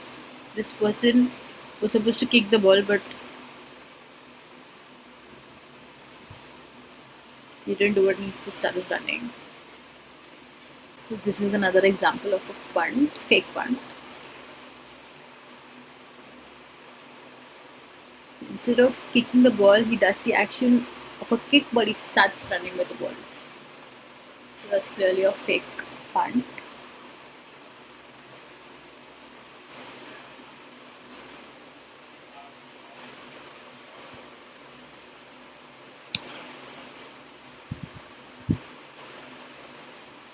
Yeah.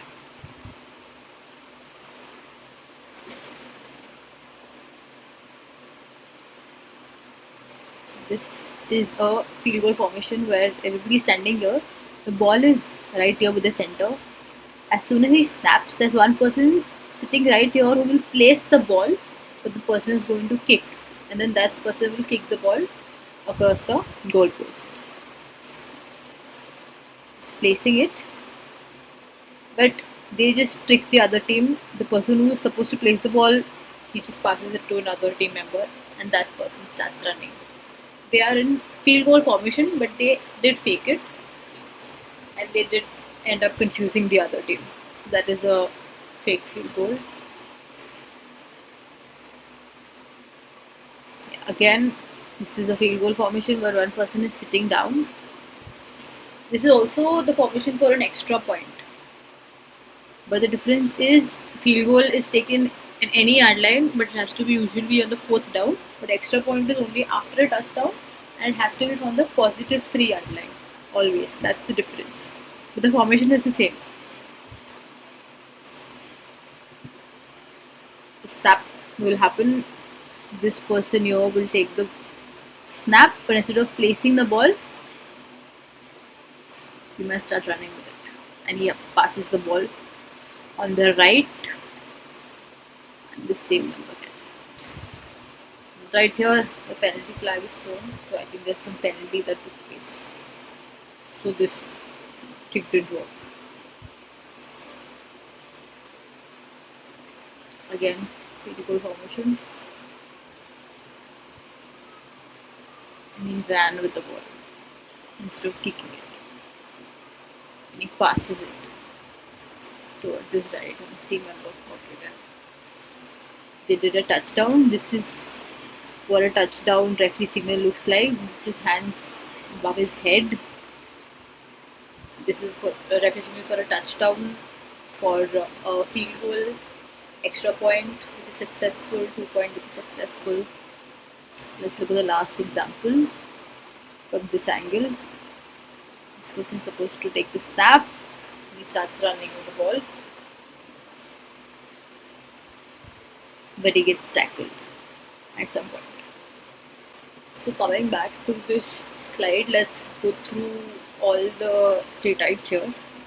The basic play types are run and pass. Run is where all the team members will run after the snap to whichever direction, left or right. A run example is like this. This is also a run where after the snap, the quarterback who caught the ball handed over, hand to hand, gave the ball to the other member, and that member ran. So that is a handover. He hand to hand gave the ball to the other member. That is also known as a run. We also tag this as a run. Anything that is underarm, hand to hand, and whenever anybody is just straight away running, so that will be tagged as a run.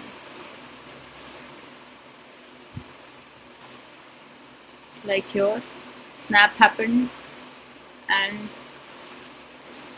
this person right here is running to the left. So it's an example of a run. The other one is a pass, a basic pass where any team member will pass the ball to the other team member, and the other member may or may not catch the ball. Here you can see that this quarterback has caught the ball, but he is looking here and there, which means he's looking to pass, and he's passing to the right, and the other person is caught it. So this is a pass to the right direction. Example of a pass. The other play types are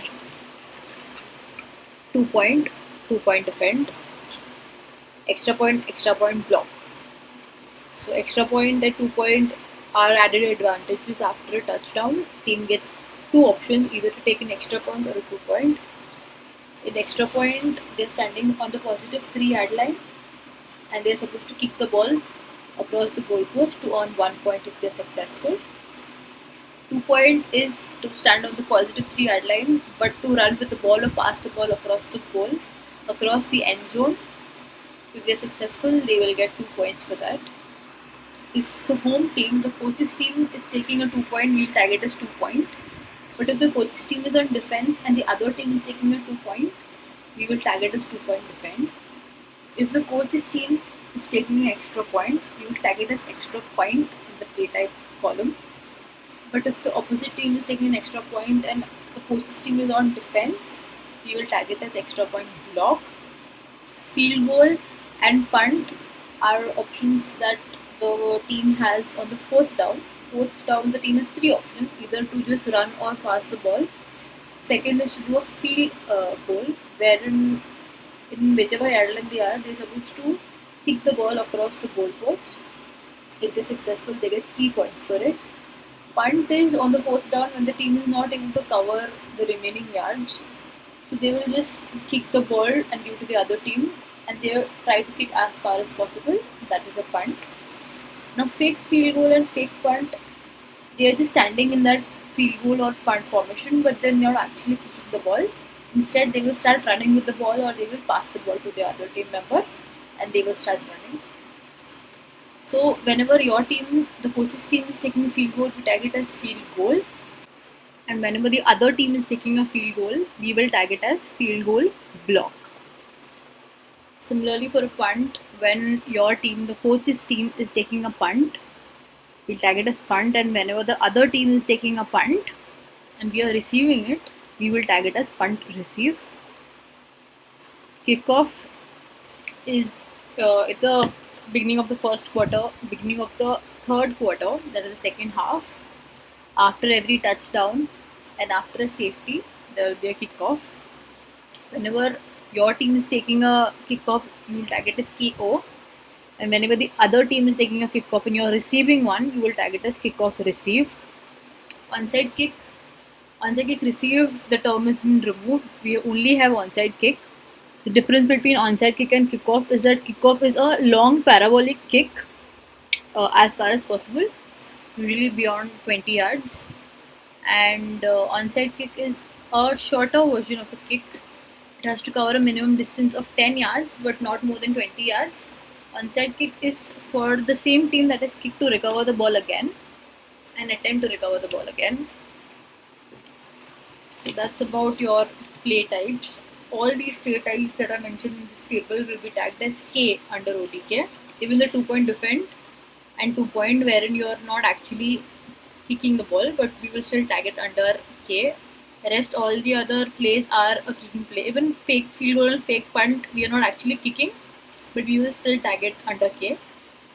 Rest run and pass plays will come under O and D. We can check this here. Whenever there is O and D, the options for play type are only run and pass, but whenever we are under K, the options are what all was there in the table. Moving forward, we're done with play type. The next is result. Now we looked about play type means what we have done. Now we have to see the result of what happens after we've done that thing. So the result column will indicate what happened during the play or the result of the play. So there is a bigger table. There are certain terms. I will like to explain and talk about every term in detail. Okay, so in result, we'll go part by part. The first one, we'll take it according to the play types. So we'll start with run. Then I'll talk about all the results that come under run. Then we go to pass. I'll talk about all the results that will come under pass. Then we go to kickoff. Then we'll talk about punt. Then we talk about field goal and then extra point and 2 point. So we'll go on about that way and we'll go back to our game. So once you enter the play type, and play type is dependent on your ODK. So if it's O, obviously you know you have only two options. When you have K, you have multiple options. With these multiple options, with kickoff, I have certain options. With run, I have certain options. So when I click here, I know that these are the only possibilities that I can enter when I press run in play type. So the first and most common play type in run is rush. Now rush is when the ball snaps, one person catches the ball and he's running in whichever direction, and all the other players are running towards him from the other team to grab him, tackle him, and take the ball from him. So they are creating like a rush. So that kind of a scenario is known as a rush. So whenever you have run plays, the usual and the most common result is a rush, wherein everybody will gather around him and try to tackle him. If I play this, the ball is snapped, the person is running to the left, all the other people are running with him and they get tackled. So this will be a run left and the result is going to be rush, enter. So this is what my entire line till my group 2 will look like here. So that's my rush. Now the second option is, what can you do after a rush? Now here he ran to the left and he got tackled. So you can see something known as rush touchdown. So that is when he's running to the left and he doesn't stop there. He keeps running towards the end. He reaches the end zone on that end and he crosses it and he does a touchdown. So that term will be known as run left and the result is a rush touchdown. Again I'll repeat, rush is when anybody is just running and all the people jump on him, tackle him together and create a rush. That is just a rush where he gets tackled. Rush touchdown is when he runs, he doesn't get tackled, but he ends up crossing the end zone and doing a touchdown. So there will be a rush touchdown. So whenever we run and do a touchdown, you'll never only tag it as touchdown, the option that is given here. You will never tag it as run left and result as touchdown. It will always tag it as rush touchdown, because you'll always have people running behind you, waiting to tackle you while you're going towards the end zone for a touchdown. So always tag it as rush touchdown. Then next is a safety. A safety will happen when the red team, they are closer to this side, maybe on the 10th yard line, maybe they're standing here trying to move this way like they're now, but the white team tackles them in this end zone. In this area, the white team tackles them. That is a safety. The white team, that is a defensive team, will get 2 points for that. And the red team will then have to kick off, because after a safety you have a kick off, and kick off the ball to give it to the white team, because now they gain the possession of the ball. And that kick off after a safety starts from minus 20 yard line. So again, like rush touchdown, we will not only have safety, but we will have rush safety, because you're not only tackled by one person, there will be a couple of people jumping on you and tackling you and trying to take the ball from you. So you will always tag it as rush safety whenever there is a safety, and rush touchdown wherever there is a touchdown. So the next is a fumble. Now what is a fumble? Fumble means when the ball snaps, person has caught the ball, he's running with the ball, but maybe he trips on his own, or he just trips, drops the ball from his hand, and the other team member takes the ball, gets the possession of the ball. The next possession has to go to the other team. That is when you tag it as fumble, which means the red team or whichever team, team A, was running and has lost the possession of the ball. The next possession, next play will be from team B being the offensive team. The possession has to change in a fumble. So that's what a fumble is. Now there's a term known as fumble defensive touchdown. Fumble defensive touchdown is when your person is running, the quarterback or some other player from your team, team A, the red team is running across. He drops the ball, the other team member, the white team member, grabs the ball. The white team member is running towards his end zone, with the ball, and then he does a touchdown. I'll repeat it again. The snap happens, the person is running with the ball, he drops the ball, the white team member will take the ball, he will then run towards his end zone, crosses it, and does a touchdown. That is known as fumble defensive touchdown. Next is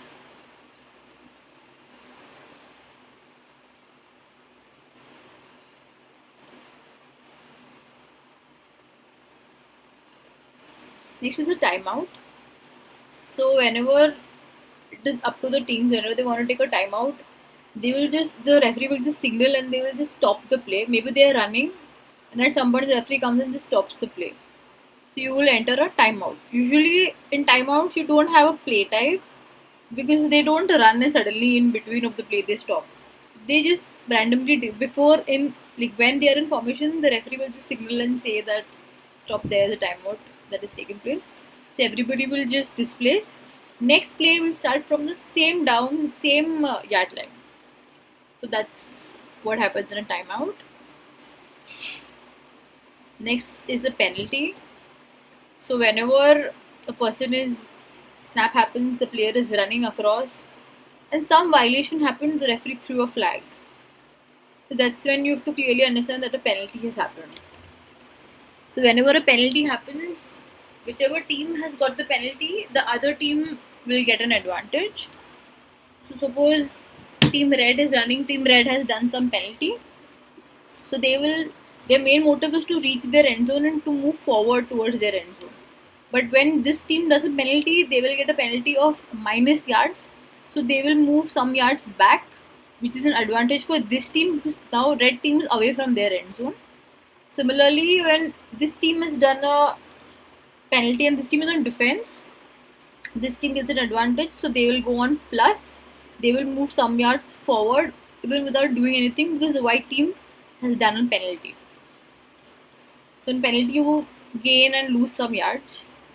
An indication of penalty is either from the yellow flag that the referee will throw, or even if you can't see the flag, you will observe that they started from minus 20. Suddenly, without anything happening, the next clip they are maybe some yards ahead or some yards behind. So that might be an indication that maybe a penalty has taken place in the previous clip, and then you can tag accordingly. So that's a penalty. So we've covered penalty, rush safety, rush touchdown, safety, touchdown, timeout. Yeah, so that's all about in run. Let's come to pass. When you have pass over here and you look at the types, this is a pass.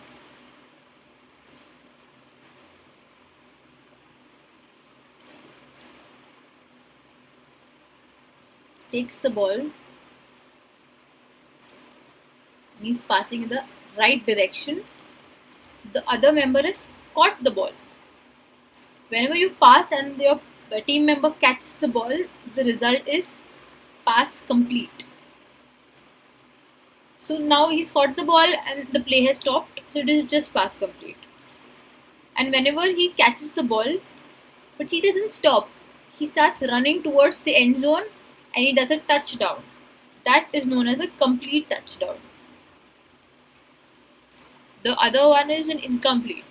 So whenever the snap happens, he catches the ball, he's throwing the ball to whichever direction, but the other member has not been able to catch the ball. He drops the ball lands on the ground. The pass has been incomplete. It is not complete. So whenever the pass is complete and where the ball is caught, the next play will start from that location. Here the ball was caught here. The next play has to start from here, exactly this point, or this hash, right hash. But whenever it's in pass incomplete, the play will start from the same yard line where the pass took place from in the previous clip. The yard line will not change. Okay, next is an interception. Now interception will happen when the red team member is trying to pass the ball to his team member, but in between or instead of the red team member, the white team member has caught the ball. That is known as an interception because the pass is intercepted by another team member.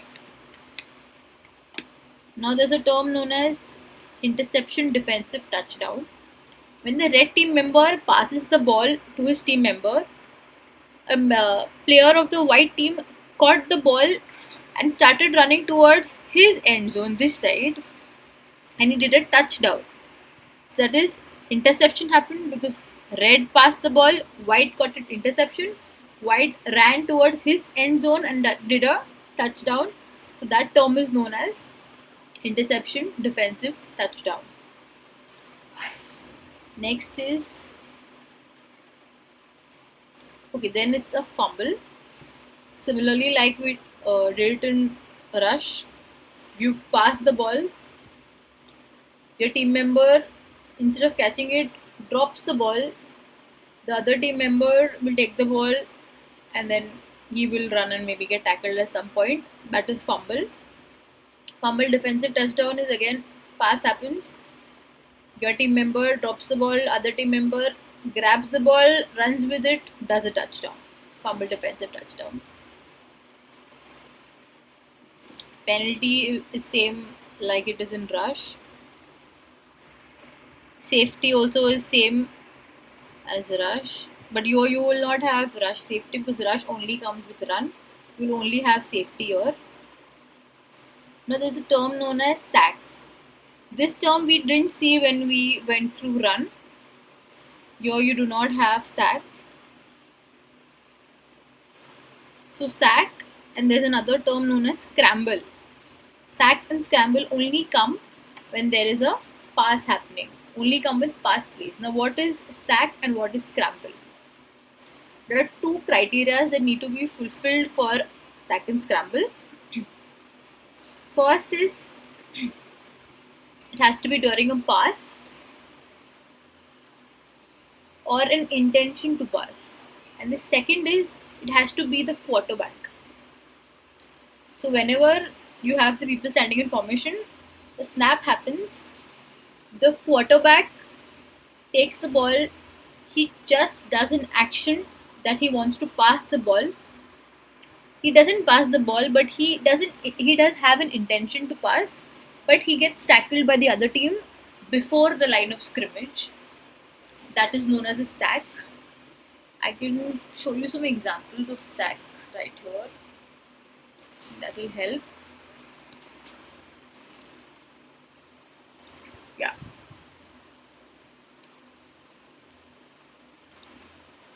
So here, just look at the quarterback and look at his intention. This is the quarterback right here. Caught the ball. He's having an intention. He's trying to look where to pass. Not able to pass, but instead starts running. This is my line of scrimmage, the blue line, and he gets tackled before the line of scrimmage. This term is known as sack. Now, what is scramble?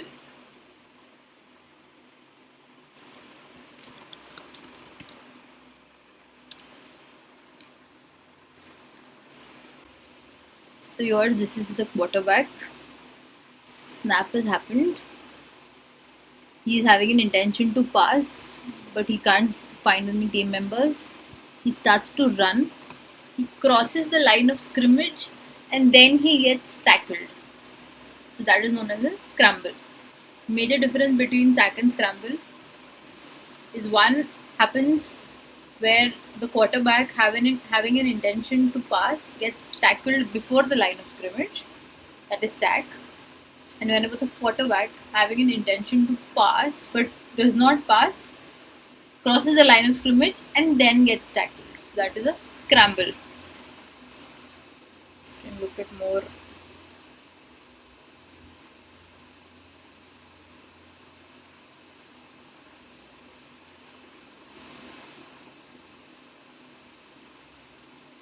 He's crossed the line of scrimmage.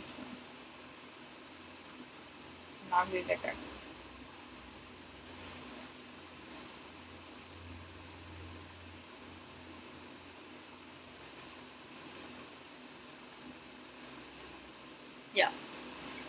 quarterback, intention to pass, two criteria are fulfilled. Tries to pass, not able to do it, starts to run. He'll cross the line of scrimmage and then he'll get tackled. That's a scramble.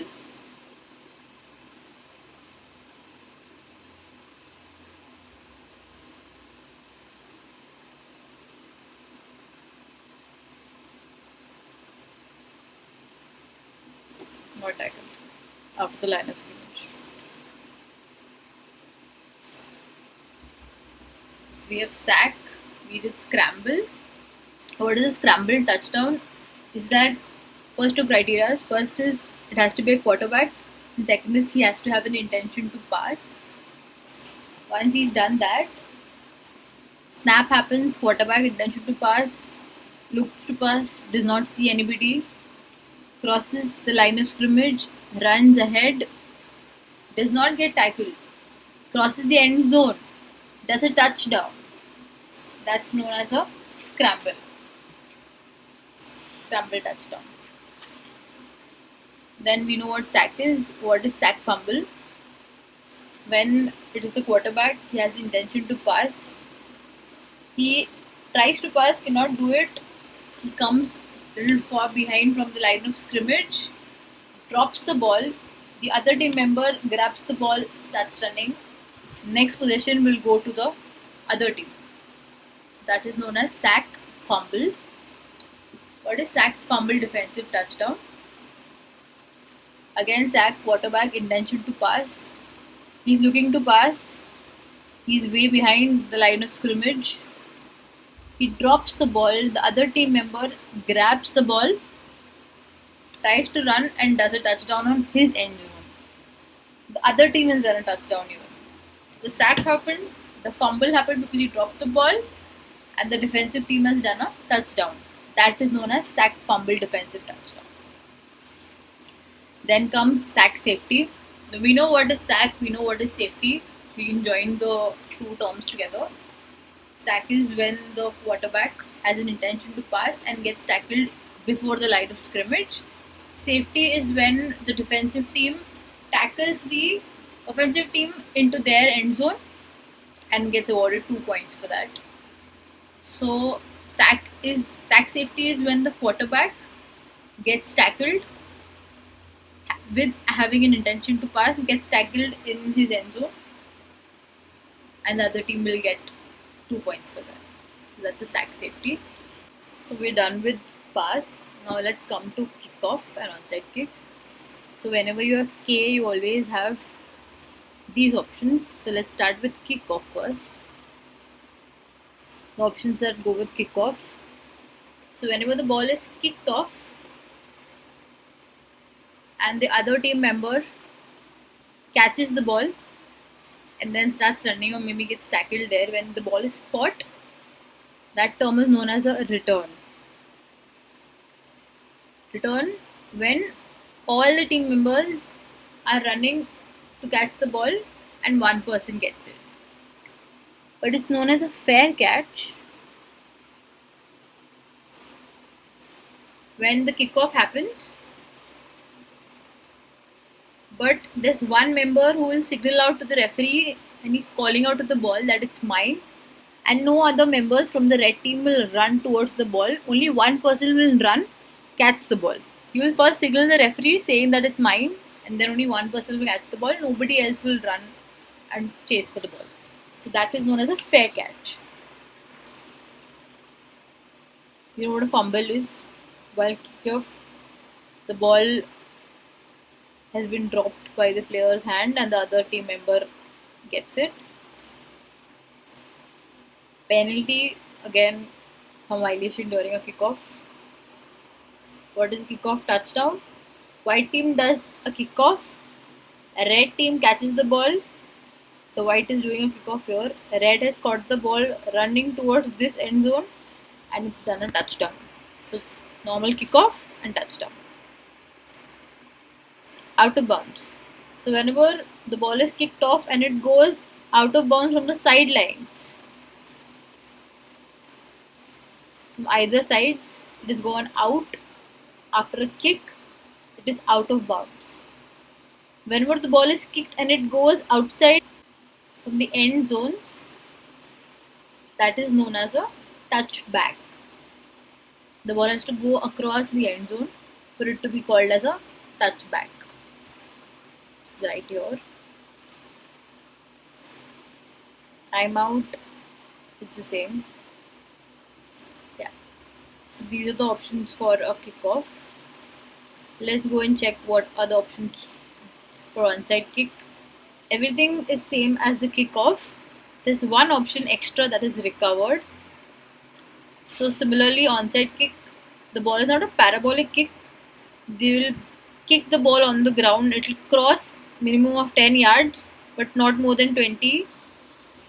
They will maybe try to catch the ball here. If the other team, the white team has kicked it, the red team has caught the onside kick, it will be tagged as return. But if the white team has kicked the ball and the white team only has caught the ball again, that term is known as recovered. The rest all the terms are same as a kickoff. When you come to a punt,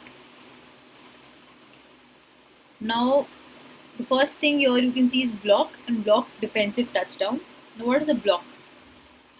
Whenever you are punting the ball, this is a kickoff formation, but I'm just explaining. Whenever you're standing in punt formation and the person is kicking the ball to the other team on the fourth down, and while he kicks the ball, the other team member, red team member, runs across and catches the ball.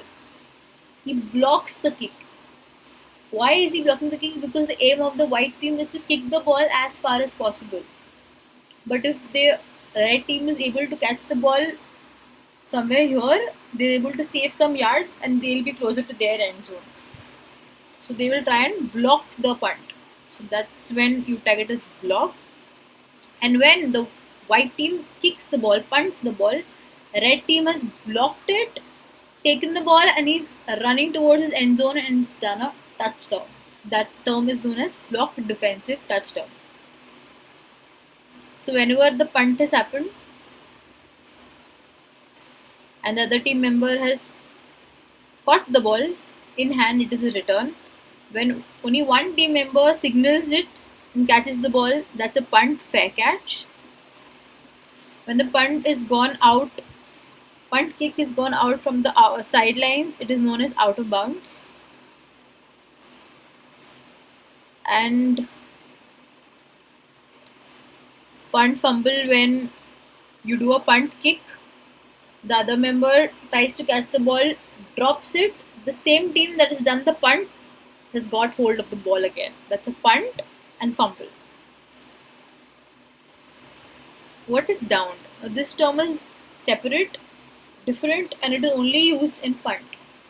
Whenever the white team is kicking the ball, punting the ball, the red team member, instead of catching the ball, drops it and the ball touches the ground. Like maybe nobody even touches the ball. The white team member just kicks the ball touches the ground and it's dead. That term is known as downed and it only comes with punt. The rest all the options are same. Safety, penalty, fumble is the same as run rush. Fake punt will have all the options for a pass or a run, depending on what the team is doing after they are faking it. They're standing in punt formation, but they will either run with the ball or pass the ball. So you have options for run and pass both here. Similarly, for a fake field goal, same options. The results for a run and pass will all be here. Whenever you're doing a field goal or a field goal block, the other team is doing a field goal, the options are the same, but there's an option known as good and no good. When you're doing a field goal and you happen to get the ball across on the goal post, you get 3 points for it and the result will be good. But whenever you kick the ball and it does not go across the goal post, the result will be no good. When one team is kicking the ball but the other team is blocked that kick even before it reaches on top, that will be field goal block. Whenever white team suppose has kicked the ball, the other team member has tried to block that kick, tried to get hold of the ball, run towards their end zone and done a touchdown. That is block, defensive touchdown. Rest all options are the same. For a 2-point and extra point, the options are good and no good. When you're doing a 2-point and you end up doing a small touchdown, it is good. When you're not able to do it, you get no good and you do not get those 2 points. Similarly, for an extra point, if from the positive 3-yard line the team is able to kick the ball through the goal post, it is good. If they're not able to kick the ball, it does not go through the goal post, it is a no good. So let's come back here. We've done block, defensive touchdown. Complete comes with pass. When the pass is caught by your team member, it is complete. When your team member catches the pass, runs towards the end zone, does a touchdown, it's complete touchdown. Down will only come with punt when the ball is kicked, but the other team member has not caught it and they drop the ball and it touches the ground. It is down.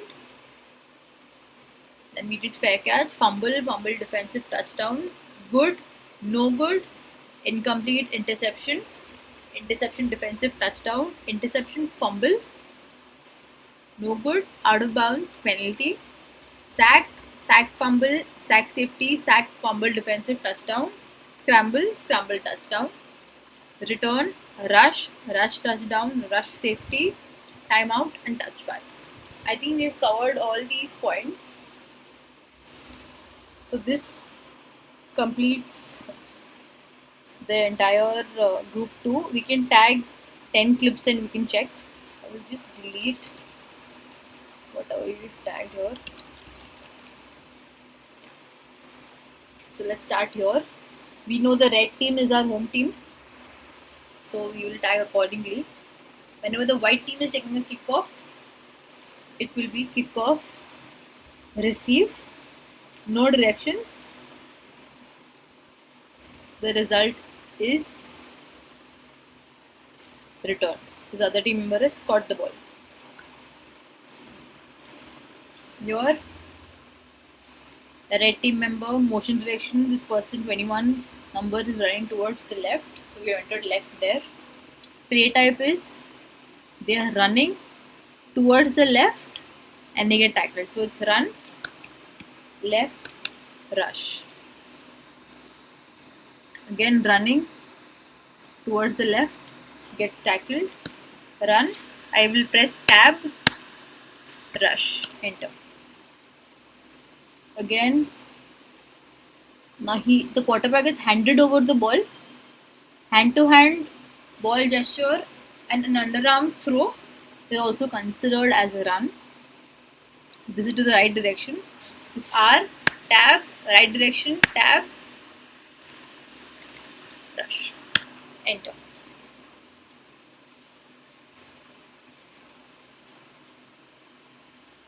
This is again run towards inclination to the left, so I'll enter run, left, rush, run, tab, L, tab, rush. Play this. So any pass has to be an overhead pass. Any pass that is above the head forward is a pass. Anything thrown behind, underarm and behind is a run. It's considered as a run. This is pass, right, complete. P, tab, right, tab, complete. Enter. I'm pressing tab because it helps me to come back to the same column next. So here I can see a penalty flag. This is somebody running? No. Before the snap happened, it was a penalty, so I don't have to enter any play type. I don't have to enter any direction. I can only enter penalty. That will work. This clip, run towards the right, and this is rush. R tab rush.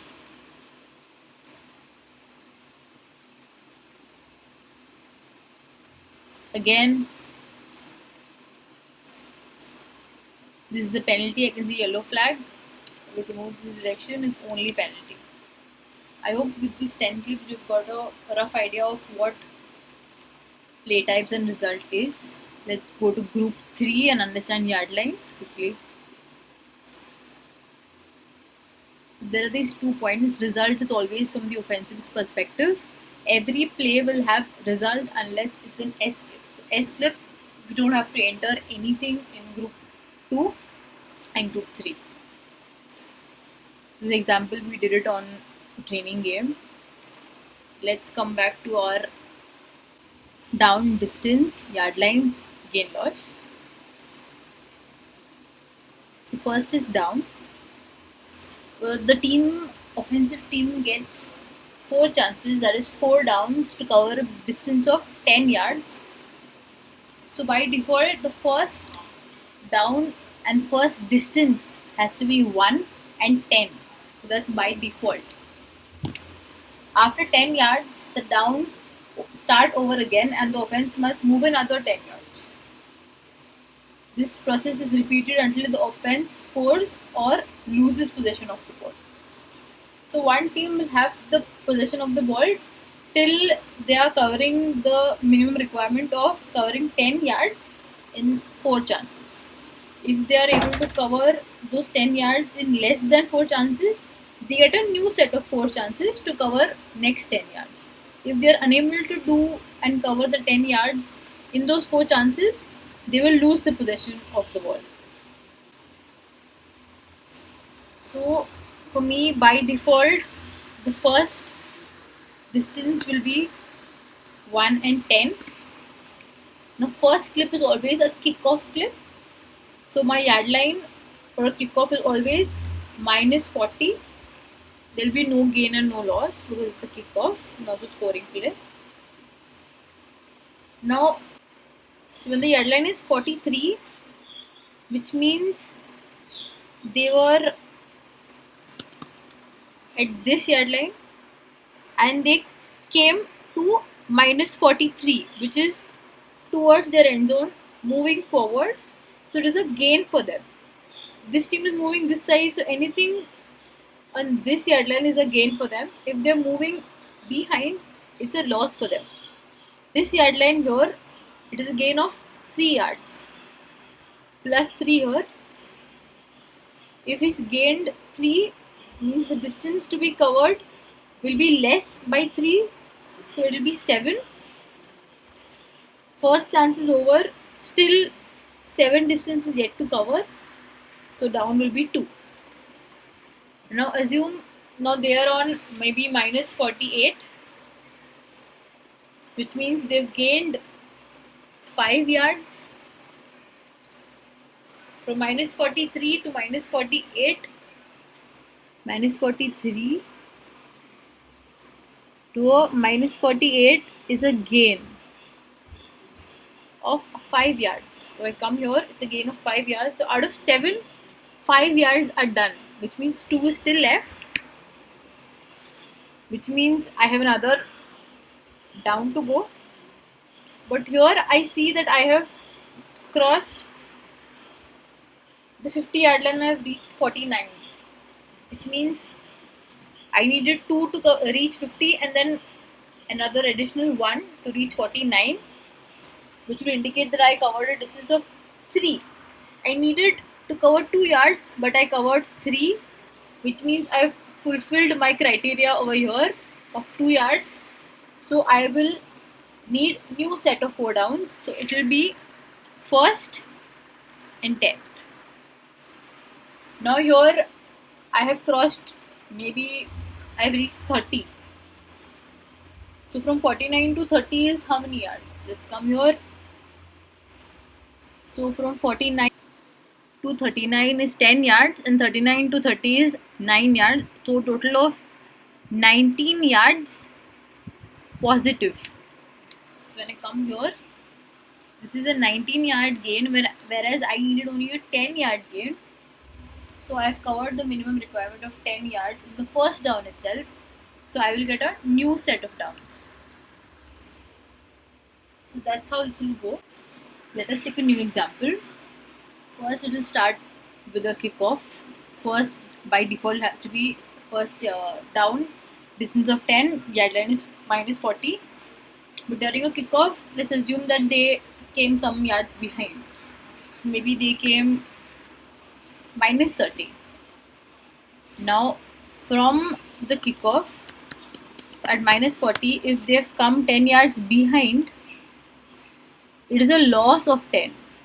So the distance that has to be covered now will increase by 10. It's basic maths. It will be a little difficult in the beginning, but once you get a hang of it, it's very easy. So here we have to cover a distance of 10, but now with this loss of 10, we have to cover a distance of 20, and this will be minus 10. It's a loss, and the distance will increase with 10. So the second down you have to cover 20. Then maybe you reach minus 35, but this is a gain of 5. Plus 5 to be precise. Now you have 20 to cover, you covered 5, which means 15 left, which means you still have to go with the third down because 15 distance is not done yet. You enter 3. Next, you come back to 40. So now you've covered another distance of 5 yards. You've reached minus 40 yard line now. So you from 15 you covered 5, so 10 left, but you still have to do the fourth down. Now after the fourth down, you've only reached maybe minus 42. That is only a gain of 2 yards. Out of 10, we could only do 2, which means 8 is left, which means you didn't cover the distance that you had to. So the ball will then tend to the other team. So coming back to the presentation, this is about down. There are some pro tips here. Down is always from the offensive's perspective. Every series of downs begin with the first down by default and distance is 10. Use the orange markers on the sideline to help determine down. The orange markers are clearly visible on your video game. So you can see something over here. This is your second down marker. Here you can clearly see this is your down marker here. Yeah, right here. This is your down marker. That will help you indicate which down the game is on if you're not able to identify with the normal play. Enter data in this column for every play except kickoff and extra point. So the down has to be entered for all the plays except when you're doing a kickoff, because for kickoff you don't have to enter all this. If you see the second clip, I have entered the first group, I have entered the second group. There is no motion direction and no play direction for kicking plays, so I have not entered that. And you only require the yard line. You don't require down distance and gain loss. So it is turned green, which means all the columns required for a kickoff are done. That's the only thing that you enter. Even for an extra point, you'll only need to enter the yard line, which will be by plus 3 by default for an extra point or 2 point, unless there is a penalty.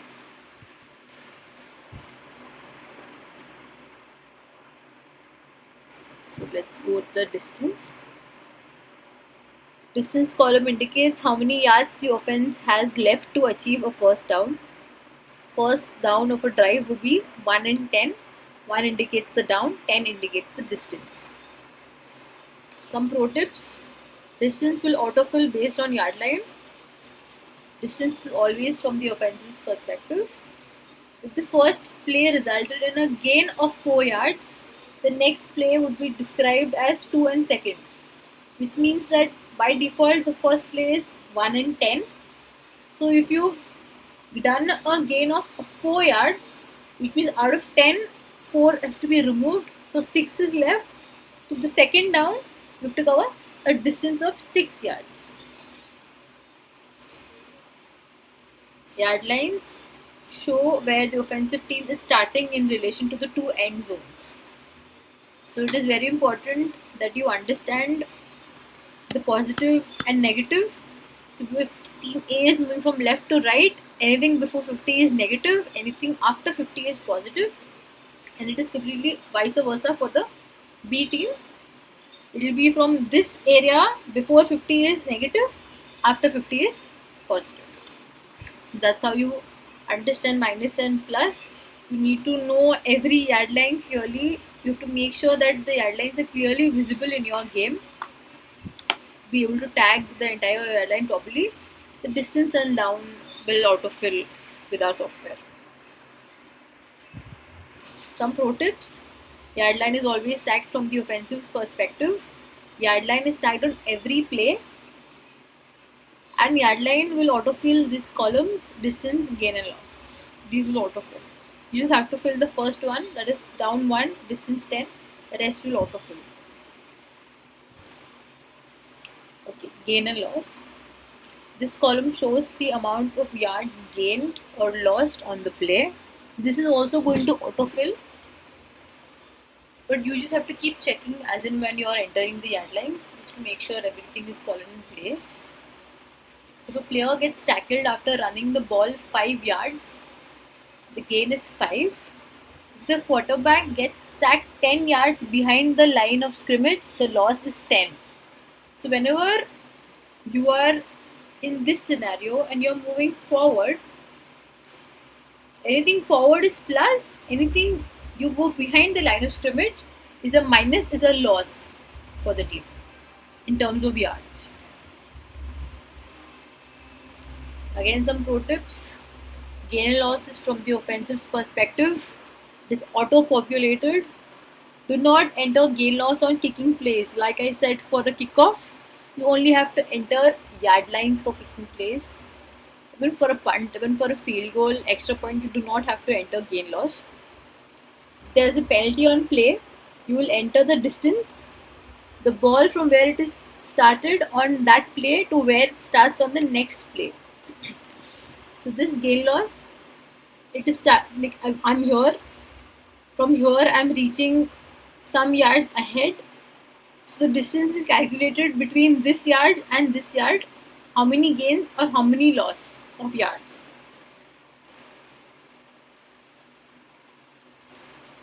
Some examples, we can do it on the game itself. Let's do around 10 clips like we did earlier. First is minus 40, like I said. Top is done. Then it's 110 by default. Let's remove this 0. Okay, only enter the yard lines and the gain and loss and down distance will auto populate. Okay. Now looking at this team is going this side 10, 20, 30, which means it is before 50, it has not reached 50 yet. On the line of scrimmage, you have referee standing on either side, so you will be able to understand which line this is. You can clearly see this is 10, this is 20, this is 25, which means this is 24. 24 yard line, and it is before 50, so it is minus 24. So I will enter minus 24 here. Next yard line, if they are in motion like this, you go back to where they are standing on their actual formation. Look, if you can't see the ball, it's alright. Look at the referee here. He's standing on this yard line. This is 10, this is 20, this is 15, this is 16, 17. He's standing on minus 17 and the team has got behind, so it's a loss. Loss will auto calculate here. So now you've seen it was a loss of 7 yards, which means the distance has increased by 7. So instead of 10, it is 17 now, and the down has increased by 1. So it is second down. So you have to cover a distance of 17 yards and 2 downs remaining. So now you will come back here, you will play this clip. And now this question has to rise in your mind that why did the team get a minus of yards? You play the previous clip again. They are running forward to the left. You can't see any yellow flags as well. But when you come to the next clip, they are starting 7 yards behind. This is an indication that a penalty has happened, which you might usually realize after you've reached third group. So you will go back and you will change this to run a left penalty. You can change it. There's nothing to worry until and unless you've submitted the game. You can make as many changes as you want. Changes to penalty, and in penalty the downs will repeat. So this is 17. This you have to change by default, make it to 1. Now come back here. Now what is the yard line here? He's here. This is 30. This is 35. This yard line is minus 32. So I can see it's 2 and 2. I can go back. I can confirm that this is down marker displaying 2. I mean my down is 2. That's completely alright. So my gain is 17. Distance is 17. I've gained a yard, positive yard 15, which means I only have 2 yards to cover, and I'm on the second down. I still have 2 yards to go. Now I have crossed 50. This is 50. This is positive 49, positive 48, positive 47, positive 46, 45, positive 44, positive 43, positive 42. So I will enter 42, enter. Now I see it is 1 and 10 here. Why is it 1 and 10? Because we had to cover a distance of 2 yards and we managed to cover a distance of 26 yards, which means I've covered the minimum requirement and I will get my new set of 4 downs. So by default it starts with 110 plus 42. Now this is, we are already in the positive area. This is positive 40. So this number is positive 41. A gain of 1 yards. So still 9 to go. Second down. Now when you observe here, all the play numbers are going into green, which means all the columns that are required to be filled are entered. Now this number is plus 40. This is plus 35. Now it goes decreasing. This is plus 34. Now you see it's already a penalty here. I can see a penalty. So my next clip, it is come behind, and penalty clip was on third down. Again here I see my down marker is displaying 3, means it's a clear penalty. My down is repeated here. This yard line is plus 39.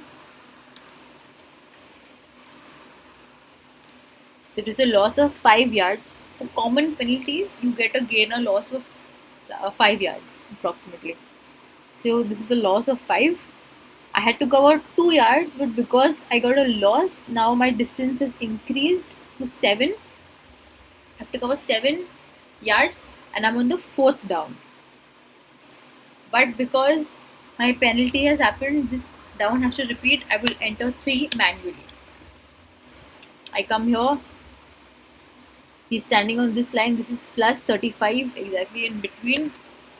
This is plus 35. Enter. And now this is plus 30. Again a penalty. So my down will repeat here.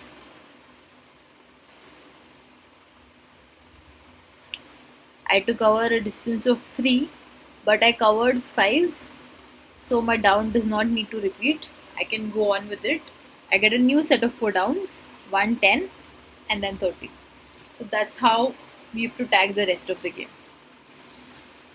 So coming back here, the last column is notes. The notes section is where you leave notes on a particular clip for the coach to see. So we need not fill notes for every clip. Only clips where you have some issues and you cannot see the entire play or you cannot see the hash, you will enter some notes. There are some templates already prepared for this notes which we can hand it over to you later. So yeah, these are some tagging tips that you can go through. The required fields are this. You have to enter these columns for all the clips. The optional fields where it is not required to be entered in all the clips is motion direction, down, distance, play direction. Like in kicking plays, you do not have motion direction and play direction. So these are some optional columns where you do not have to enter the data in all the clips.